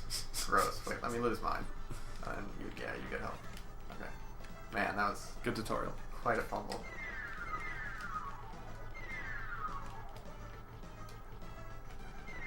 Damn. Dumbass. Why was I dumb? Alright, so he's gonna come. Yeah, just look for health. And that's also not super necessary just because, like, I would check these 4 barrels before I do that. Where the health matters is 3 rooms from now. Something like that. Yeah, But, so- like, there's no more places to check for health after these 4 barrels. And you need health going forward. So if you get to this point and you don't have health, you gotta check these 4 barrels, go down the stairs, come back up the stairs, keep checking until you get health. Yeah. Alright, so this room's... I guess I'll just explain what I do. So Goofy is going to come down, kick the star block, and then... wait. Oh, I want to get the hook shot. Yeah, that's right. So I'm going to get the hook shot and then lose my life so that it transfers to Max. So I'm going to kick that down and then kick the one right at the bottom of the screen across, and then kick the one that I kicked down back up and go and get the hook shot. That pirate that's dead center on the bottom of the screen, he could throw a barrel at me and mess with me, so you gotta kind of be careful with that. While you're kicking, you seem to be invincible, but just be ready to get your hands up if you see that happening. If you gotta pause because you think he's gonna throw at you, it's honestly way more worth it than dying. And at that point, once you get the hook shot, you should have a bomb in your face and be dead. Yeah, So that's... dying before you get the hook shot is pretty bad because at that point, the whole thing kind of falls apart. yeah, because you can't respawn in this room, so Max needs to then leave and respawn, and then you need to die a few times. He could do it alone. Like, there's no reason he can't. It's just slower. You probably should do it alone at that point. But yeah, at that point you're kind of in trouble anyway, so Yeah. just figure it out. Yeah. What I am doing is I zoned out. I don't know if you did my job. No. I'm coming around here and I'm standing right in this area with my hands up. I'm going to catch the first cannonball that comes to me, and then I'm going to move down to like right here so that the cannon can't hit me anymore. And I'm just holding onto the bomb, waiting until he picks up the hook shot. When the screen freezes for the item animation, I let go. I don't change direction yet, because if I start holding up during that animation, I throw the bomb this way and it's all ruined. So during the screen freeze, let go of everything, you throw it down. After you've let go, I come up around here, hook shot down, and leave. If this guy is in this area, making things kind of weird, the cannon will usually kill him. But if it doesn't, I could use my first cannonball to kill him, and then catch the second one and still have time. Okay.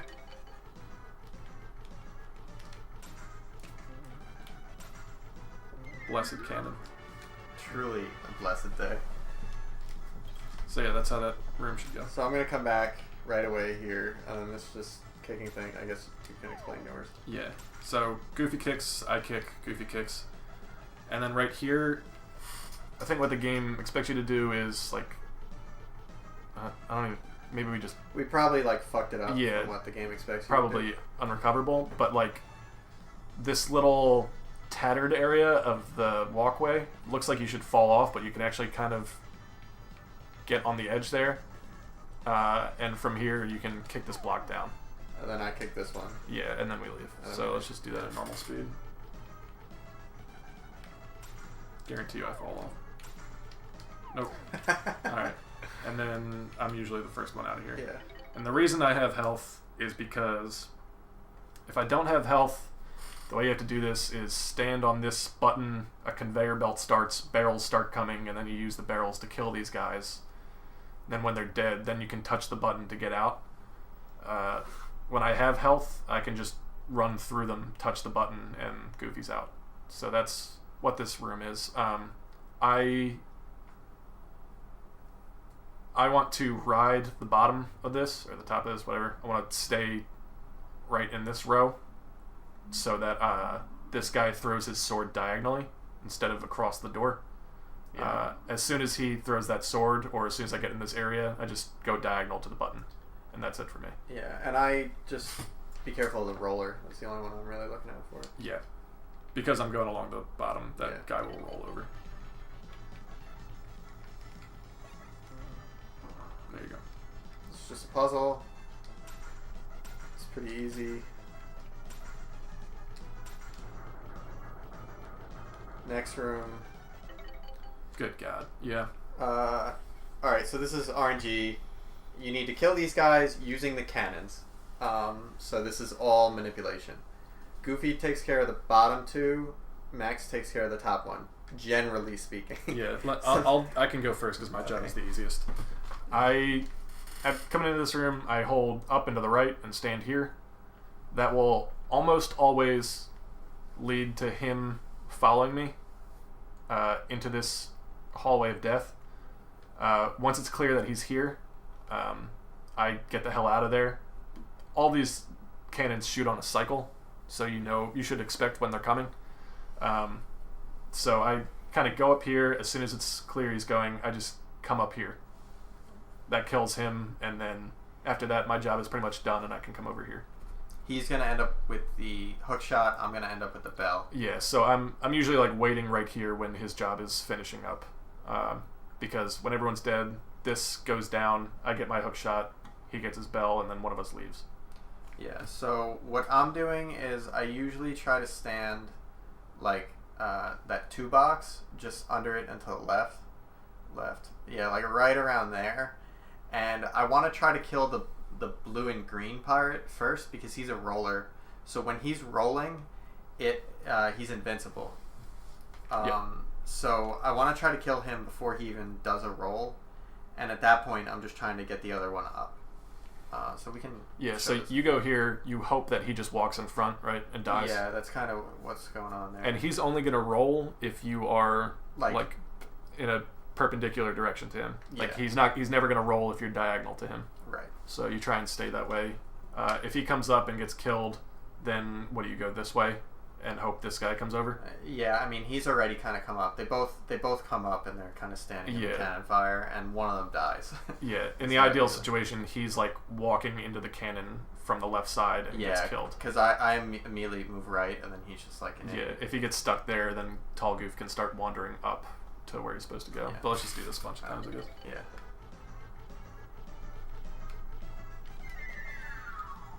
Oh yeah, that's where I go. God cannon. That was great. Yeah. Yep. So that is ideal. It's that's what you want. Like 2 I cycles. forgot. So I stand here, and then once they're kind of where I want them to be, I get back over here, and then I come back over and around. Okay. Yeah, I get out of there so that I don't cause them to roll. Is what happened.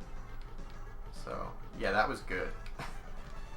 So he walked up a little bit, but that was okay too. Another God cannon. Yeah, but that time I got the blue and green guy. We're making this look easy. It really fucks with running. Yeah. Like, all right, so that time got really. Because if it doesn't go smoothly, now it's just. Now it looks like this. And what it's like, what is happening? What the fuck happens then? Come over here. See, he just walked past the cannon. Yeah, so now you might want him to come into this hallway of death on the right. He just missed one. Like, we're just. Come on, dude. There you go. Right. See, like, and now Tall Goof is all the way over to the left when he needs to get to the top right. So we'll do one more. Alright, is that up? No? Yeah, alright, we're good. That's it. On a very rare occasion, my guy, instead of coming up and dying, will just start wandering over to the right. If he does that, I'll try and get him to die in this area. But that's usually just improv. Like, there's no good strategy. You can come around and, like, try and... You can't even really come down here because this path is here. So he's just going to end up there. So you have to, like, try and get him from down here. There's so many random combinations, it's not worth saying. You just kind of get them to kill themselves. Just get them. Just beat the room and just do all the rooms well. That's the tutorial. So now we get the bell, which is the best noise in the game. Beautiful. So the next room, it's just Bell and Max is walking. Yeah, you. The Bell aggro's enemies. Do you walk to the top left and Bell? No, I just Bell. Okay. All right, so that was quick. Everyone aggroed right at you right away. Do it again though. Sometimes that green guy doesn't aggro right away, and I have to hook shot him. But but that's it, and then you just walk into the next room. So this room, I got it. You got it. This is all a goofy room. I used to try to do it trickier. So what's going to happen is Max is going to be standing just at the top left of that square platform and trying to... He's just aggroing the 3 guys into that corner. And I'm standing on the other side of this hole, throwing barrels at that. So usually what happens is the 2 green guys are in the top left. Yeah, they'll usually come right here. And I can hit them from where I am. And then the red guy I either can hit or he's standing on like... I can hit pretty much the left half of that thing. Yeah. It starts getting... Like, I don't think I could hit that red guy right where he is right now. He would need to be more left. So it's a judgment call. If he is standing on that far side, what I do is I wait for the bridge to come back up, and I'm standing on the bridge just hitting him as it moves past him. So you kind of want to make a judgment of if you think it'll be worth it to sit and wait on the bridge, or if he's going to walk up before then. There's pretty much a pretty consistent pattern that should be like the worst case for you, or like a minimum or whatever, where the 2 green guys are almost always here. So you grab these 2 barrels, kill them, and then this guy is just out of reach. So like the most consistent, like, slow strat is to kill both of those guys and then get on the platform and kill the red guy on the platform. Yeah. Like, if it's worse than that, something went wrong.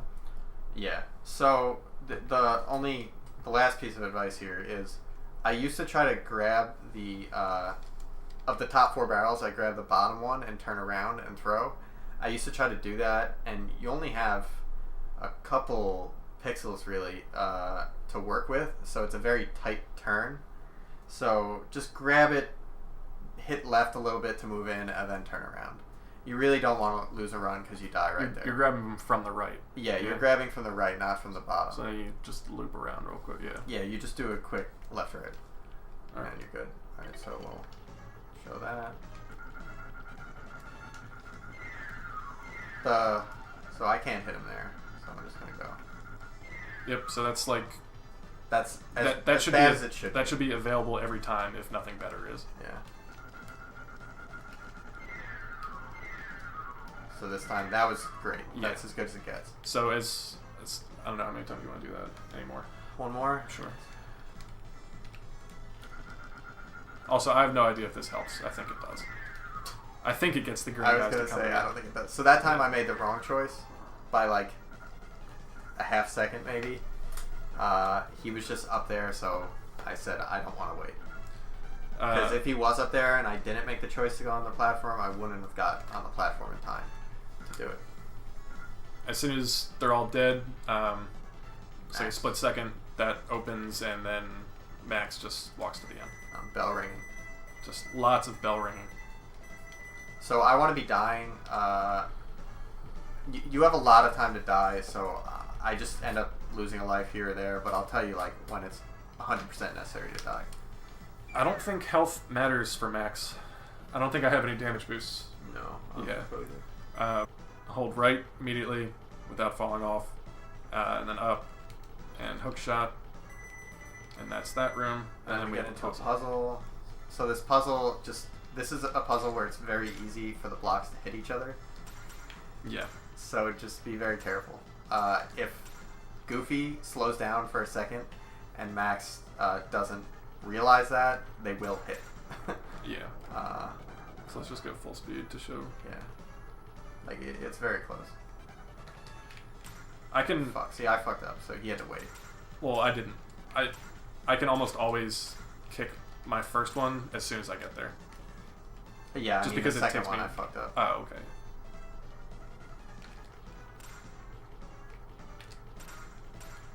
Like you were more cautious than even. Yeah.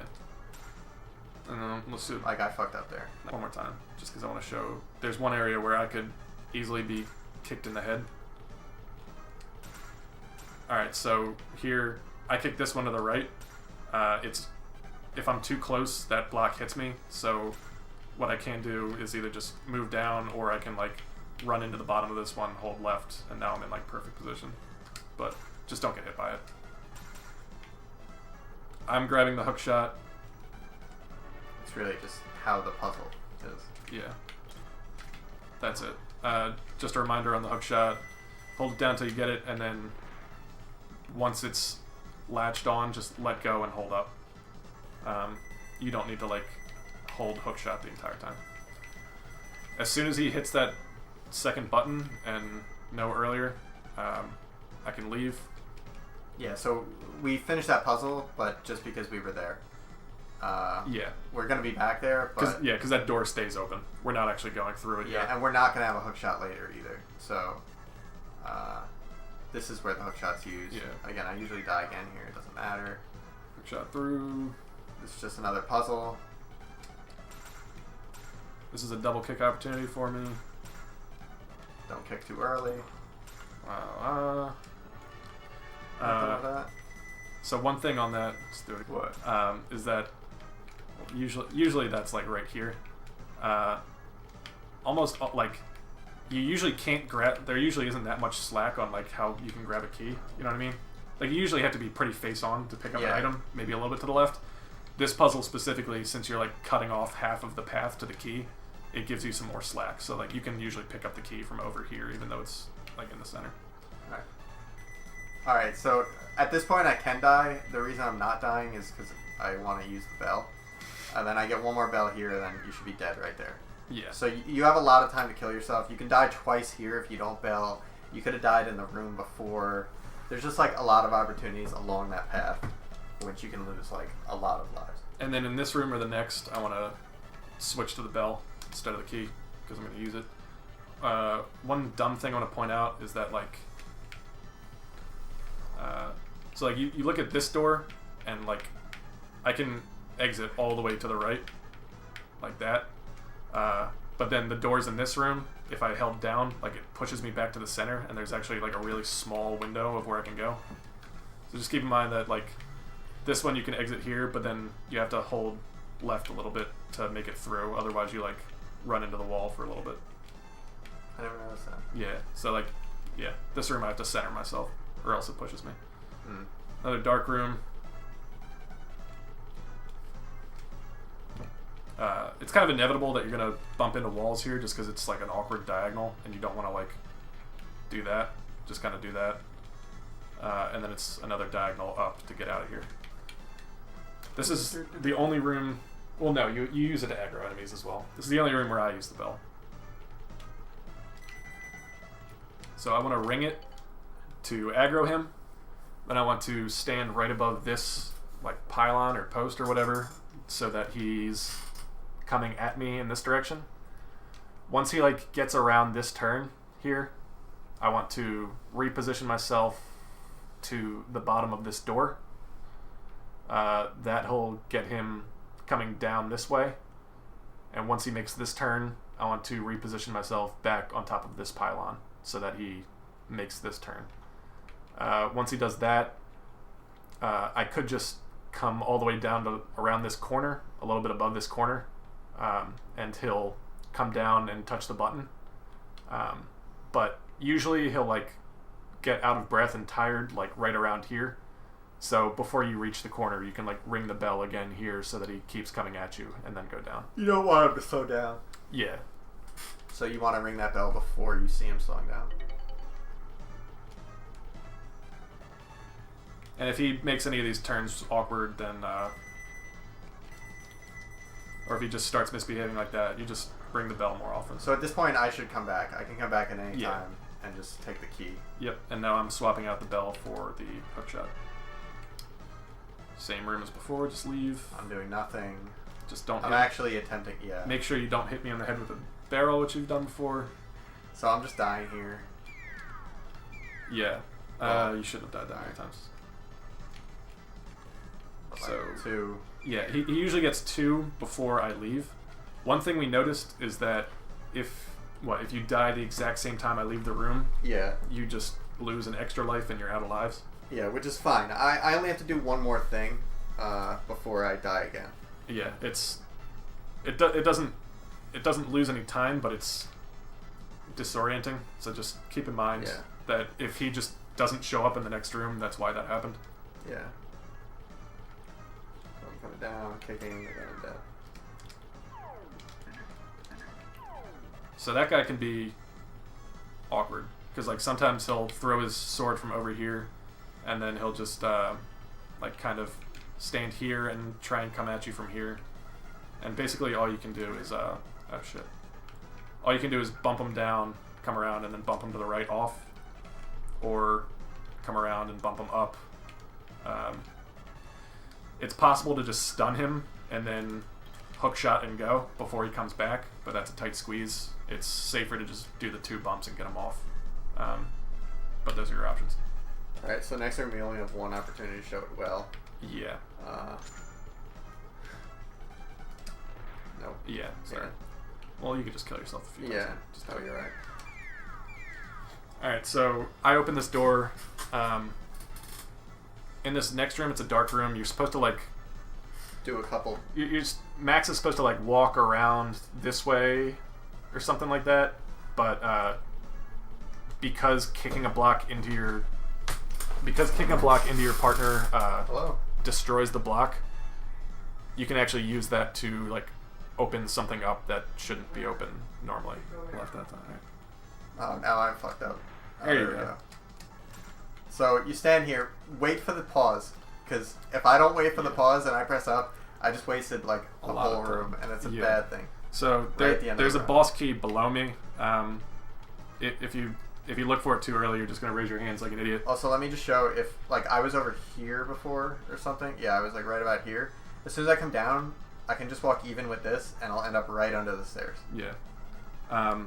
And as far as the layout of the room is concerned, the boss key is directly above the stairs. Okay. The boss key is directly above the stairs, so just line yourself up with Tall Goof and press the B And then button. I'm up, and oh, we don't need a pause. Let's do the 2-person. All right, so this thing yeah. you could do with 1 person or 2. It's easier with 2. So I'll just show it. Get near the stairs. I'm just gonna show how it works real quick. So basically, Show the one person, and then I can leave. when you step on a thing, it moves you in that direction, and then the pattern changes, and you keep moving in that direction depending on what you step on or whatever. So you want to get this to the top right so that it's either you can walk up there or to the right there. So ideally you want to hit up or right tiles. So while it looks completely random, I think Blecky looked this up. There's only like 9 actual sets of 9 or something like that. However many there are, the important thing to know is that on every single one of them, if you stand in the bottom center, you will have a beneficial tile to your left or your right. A beneficial tile just being right or up. So if you stand in the middle and you can see I have right and right. If I do that and come back, I have another right, up, up, up, up. There's always an up or a right next to me. I thought the rule was like, look at the right one, and if the right one's bad, then the left has to be good, or like vice versa. Yeah. So that's the second part of it. Is first of all, you can see you have enough time to press it and get back without pressing the second one. Like you can walk on 2 spots, only affecting 1, and so that's the strategy. But yeah, so it's pretty much bottom left is usually beneficial, and if it's not, then bottom right definitely is. So yeah, you can just watch bottom left. Right now it's up, so I do it. Right now it's up, so I do it. But now it's down, so I don't even need to look at bottom right. I know it's beneficial, I do it. And as you get closer to the platform in the top right, and you like right now, an up wouldn't really help me or anything like that, or whatever. Then you just start looking around. Like as you get closer and you would prefer an up or a right, then you start paying more attention. So yeah, the tricky part about doing one person is the getting to that top to get off. Yeah, because now I'm in a position where if I move, like, I mean, there you were good. Yeah, like so, you would have been okay. But like now, if I'm surrounded by things that move me away from the platform, then I'm in trouble. The way we do it, which takes a little bit slower to set up, but then is quicker to end, is you want to leave. So we get Goofy on the top right block and Max on the middle block, and so Max just needs to navigate so that Goofy can step off the top right block to get onto this platform. When we do this, when you need to get 2 people on, you just need to make sure that the first person that steps on doesn't move the platform away. So right now, both of us are safe. We can just do it. And now I just go to work. And I'm just going to stand here and wait. Yeah. I'm going to pick up the... Alright, so I grab it and go. It's important, if you do the single person, Goofy has to be dead. And then, what was it? It was no item switch occurs. Yeah. Yeah. If you do the 1-person route, Goofy just dies. Max picks up both items, but keeps the boss key active, so that when Goofy comes back in the next room, he has the hook shot. Yeah. Right. Okay. So next room. Yeah, it pulls it right away. So this room, actually, it's just a puzzle. Like, well, it's not. It's like just to show how it works. The holes in the ground are constantly moving around. So if you don't just do what you need to do right away, you could get fucked. But luckily, the solution is pretty simple. You just hold right until like the end. Oh, I need to dip below that. Yeah. So yeah, when you just hold right, and then when you're about to run into that one, you just go diagonal a little bit, and then you're safe. So that's that room. Alright. This room, I'm going to grab this one. Yeah, we just got to hit this button down here to get the thing moving. I grab this one and then throw it to him. Again, that's to save time on him going down there. And then, give man a call. I'm done in this room. Yeah. So I open, come down, try to move pretty optimally. I get the hook shot, then just move diagonally into the stairs. Did you already explain it? No, not at all. Oh, well, that was it. It's gone. Yeah. So this you have to kind of like. A diagonal walk is almost absolutely necessary. I was just starting the diagonal walk. Like across this, like it looks like you should fall off. But I probably could have been a little bit closer even. Like it could look a lot more dangerous than that. Don't you want to learn Goof Troop? Get in here. And then you don't want to be too close. We haven't actually seen any of this, but you don't want to be too close to the edge when you're going to do a hook shot because you will miss. Down here, yeah, you will miss. So you. Especially this one for some reason, I like to take it very wide. And then once you get it, you're done in this room. You just want to try not to die. So you just, well, to cover max, you hold your hands up going across, and then you can just grab health or whatever. Yeah. Because basically the risk is that if you just kind of like walk around normally and hookshot here, you'll like get hit by a cannonball before it reaches the end. So you either need to get there really quick or like loop around and kind of let that cannonball pass by, I feel like. Yeah. But anyway, as soon as that connects, Max walks across, hookshots here, and then leaves. Just to show you can hookshot cherries. But yeah, too far, it doesn't work. Too close, I guess I wasn't too close. Thank you for taking away my chair. Alright. Alright, this is a puzzle. Oh yeah, and just here, you're not really at risk. Max isn't really at risk of getting hit by these cannonballs here. I am. I don't care about you. The puzzles we never explained. Yeah, that is the explanation for the puzzle right there. Do it like that. And then this room, so there's a cannon in the middle. The button on the bottom right makes the cannon fire. Goofy is pretty much going to be firing balls at Max, and he's going to be throwing them at these guys. Yeah, Max just stands right here, catches the first one, kills him, catches another one, and then chooses between these two guys to kill. If they're too close to the edge, and you're also right on top of like where they are, like you're as close to them as you can get. If I'm like riding this left rail, the explosion can actually kill you as well. So. And they're throwing swords, so there's some things to look out for. Yeah, and then once they're done, the last cannonball comes out. You throw it down to Goofy and So I'm catching 4 cannonballs like right here. The 4th one I'm walking like right here. Goofy's walking across and stopping, and we're pretty much throwing it along this line.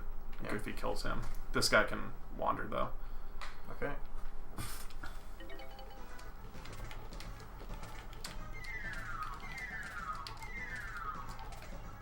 Oh, I missed. You blew it. There we go.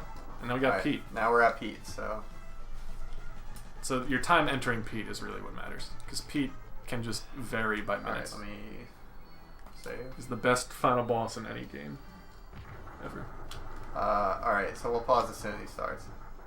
You'll pause. Oh, so anyway, we paused. I should have been pressing start. You That's blew what it. a dialogue box looks like. You literally never see that. All of a sudden. So the deal with Pete is that he is the only one that can provide you with the ammunition to kill him. And he can just decide to not do that for long stretches of time. So while he's down here on the ground, the things he can do are jump around. He can use like a hook shot to grab you and pull you into him. And if he pulls you all the way, then you die. He can turn into a tornado and start throwing bombs all over the place. I think that's all he can do on the ground. Did you cover the jump around? Well, he can jump around on the ground. Yeah. So all of those things, or he can jump up onto these platforms. Yeah. And if he comes up on these platforms, then there's different options he can do. So he can jump back down. That's one. He can jump back down. He can blow his whistle, in which enemies come out of the sides. Once that happens, you never want to leave that phase. If you left that phase, the fight has gone on too long. And then the other thing he can do is he can do 2 more things. He could fire his gun, which like just breaks apart, or he can be a tornado up there and that will throw some bombs down to you. So let's assume he doesn't jump up at all. So like the perfect scenario is that from where he's standing right now, he turns into a tornado, starts throwing bombs all over the place. You pick those bombs up, you get them to Tall Goof. Tall Goof throws them at Pete and kills him, or like hurts him with all of them. As soon as he's done throwing those bombs, ideally he just turns into a tornado again after you hit him and starts doing more bombs. If he starts jumping around, it's wasting time. If he does his hook shot, it wastes time. We find that letting him hook you with the hook shot and then rapidly pressing all the D-pad buttons to break out, we find that that's quicker than just letting him go through the entire hookshot animation of like extending it and bringing it back.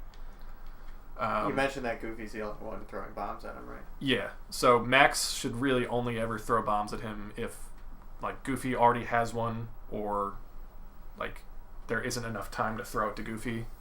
Yeah. It's just if you have one and it can't be thrown at Pete by Tall Goof. So now let's assume he jumps up onto one of these platforms. At that point, he can jump back and forth. He can... Does he ever turn into a tornado and throw bombs when there's no... He doesn't always blow the whistle when he goes up there, right? No, he could jump back down. Oh, yeah, so he could jump up there, jump down. He could jump up there, shoot his gun. That wastes time. He could jump back and forth, which wastes time. But, yeah, if he calls in his minions, he blows his whistle. You see these two doors drop. And then two people come in and start following you around. If that ever happens, you want to keep them alive. At least one of if them. they die, he can come back and pretty much do anything again. Like, he'll jump back down, and it'll just continue. But once you get to that point, all he can do is jump back and forth, twister, or shoot his gun. Yeah, so once he's up there, he's more likely to give you bombs.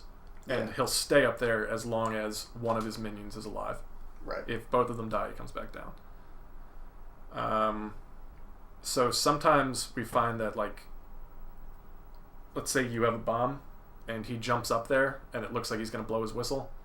Rather than hitting him with a bomb and canceling that, we let him blow the whistle and let the minions come in. I don't know what order we want to explain all this in, just because there's a lot of outcomes.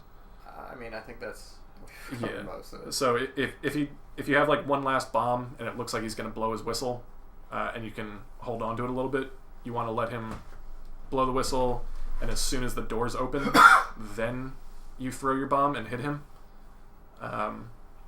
Because now you've hit him, he's going to stay up there, and you can keep the minions alive. Yeah, I guess the other last thing is when he's doing the twister on one of the platforms and he shoots bombs down, the last bomb you have, if it wasn't like grouped with the rest, you won't like be able to get a clear shot on him. So he's gonna do one of two things after that. He's either gonna he'll usually jump. When he jumps, he'll either jump back immediately or stay there and do something. So you need to make a judgment call, and there's almost, you're either going to be right or wrong. You can't, you'll only know in retrospect, and the choice is either to keep going, assuming he's going to stay on the other side and use your bomb, attempt to hit him in air if he jumps back, and that's like kind of the middle guess, and it's kind of hard to do, or go back to the other platform, assuming he'll jump back. Because you're not going to have a lot of time. If you go all the way to the right, the bomb is like, if you switch sides completely, the bomb will almost be at the point of blowing up. And just to clarify from a character perspective, Tall Goof is doing almost everything. Fast Goof is like gathering bombs and getting them to Tall Goof if he can't get them all himself. And when the minions come in, he is just keeping them alive, distracting them, like keeping them away from Tall Goof, and taking a bullet if he needs to in order to keep them alive. Yeah. Alright. Let's actually play the boss now. Get ready for a one-way trip to Davy Jones's locker. Oh man, I didn't even press it.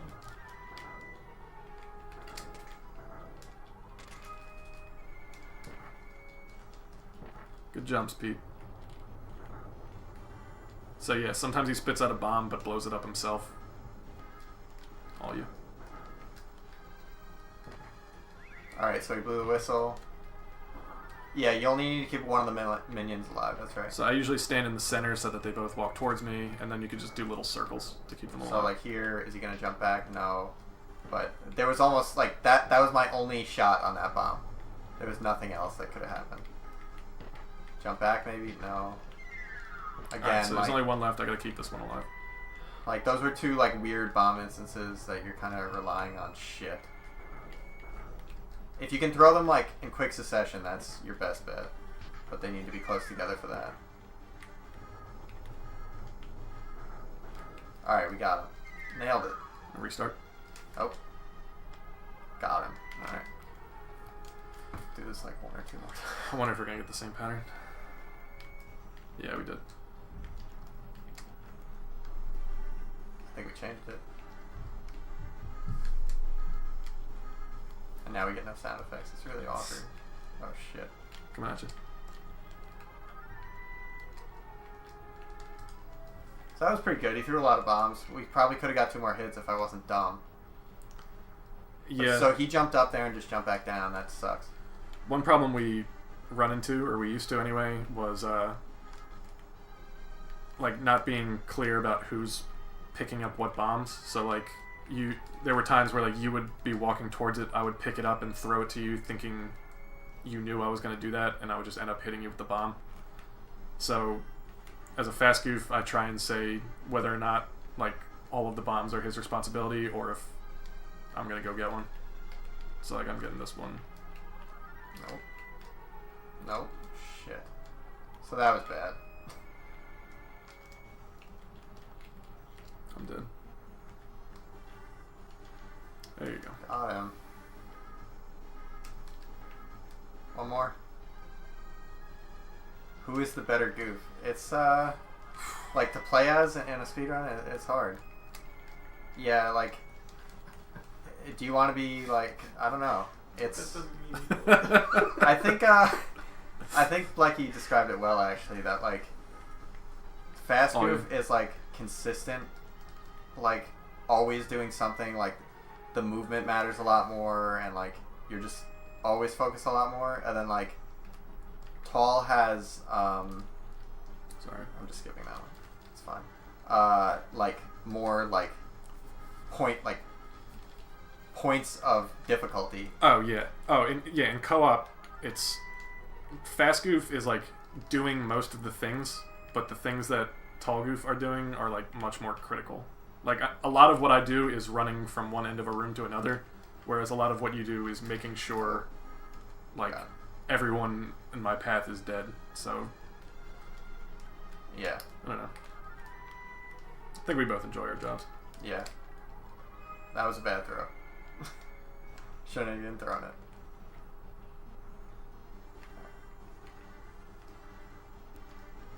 So I'm gonna wait. You blew it. Yeah. But yeah, just to be clear, since we've got it kind of stuck so that we always get a good start with bombs, he can start by just jumping around for like a minute and a half, and there's nothing you can do about it. It can. So if you run this game, you need to be prepared for a lot of lost runs. Otherwise, right good runs. I don't know why I was doing that. I just died. That was dumb. Otherwise, good runs just being ruined by the end boss through no fault of your own. So if you can't laugh about that, what do you do? just stay the hell away from Goof Troop. Oh fuck! I did it again. You do 3 or 4. You're demonstrating a lot of common mistakes. Good job. A lot of beginner mistakes that people can relate to. Like I've never. Not nice. I like it when he jumps on me sometimes. Oh, that's some nice. 1 out of 4. Come on. So sometimes when they're off screen, they're usable. That one wasn't. Oh, so I just canceled the twister. That was bad. If you see one like just barely go off screen, try running into it and pressing Yeah, A. you'll normally be able to see them like over here. So I think he'll only blow his whistle as the first action when he gets up. Oh, well, You are awful. that's over. See ya. We'll get one more completion. We were doing so well. Just lost focus. It's punch. It's the sound effects, dude. You need the sound effects. Alright, let's not get hit. Come on. Nope. I almost hit you with that. Yeah. The gunshots are always the same. If you like stand slightly off center of them, you won't hit you.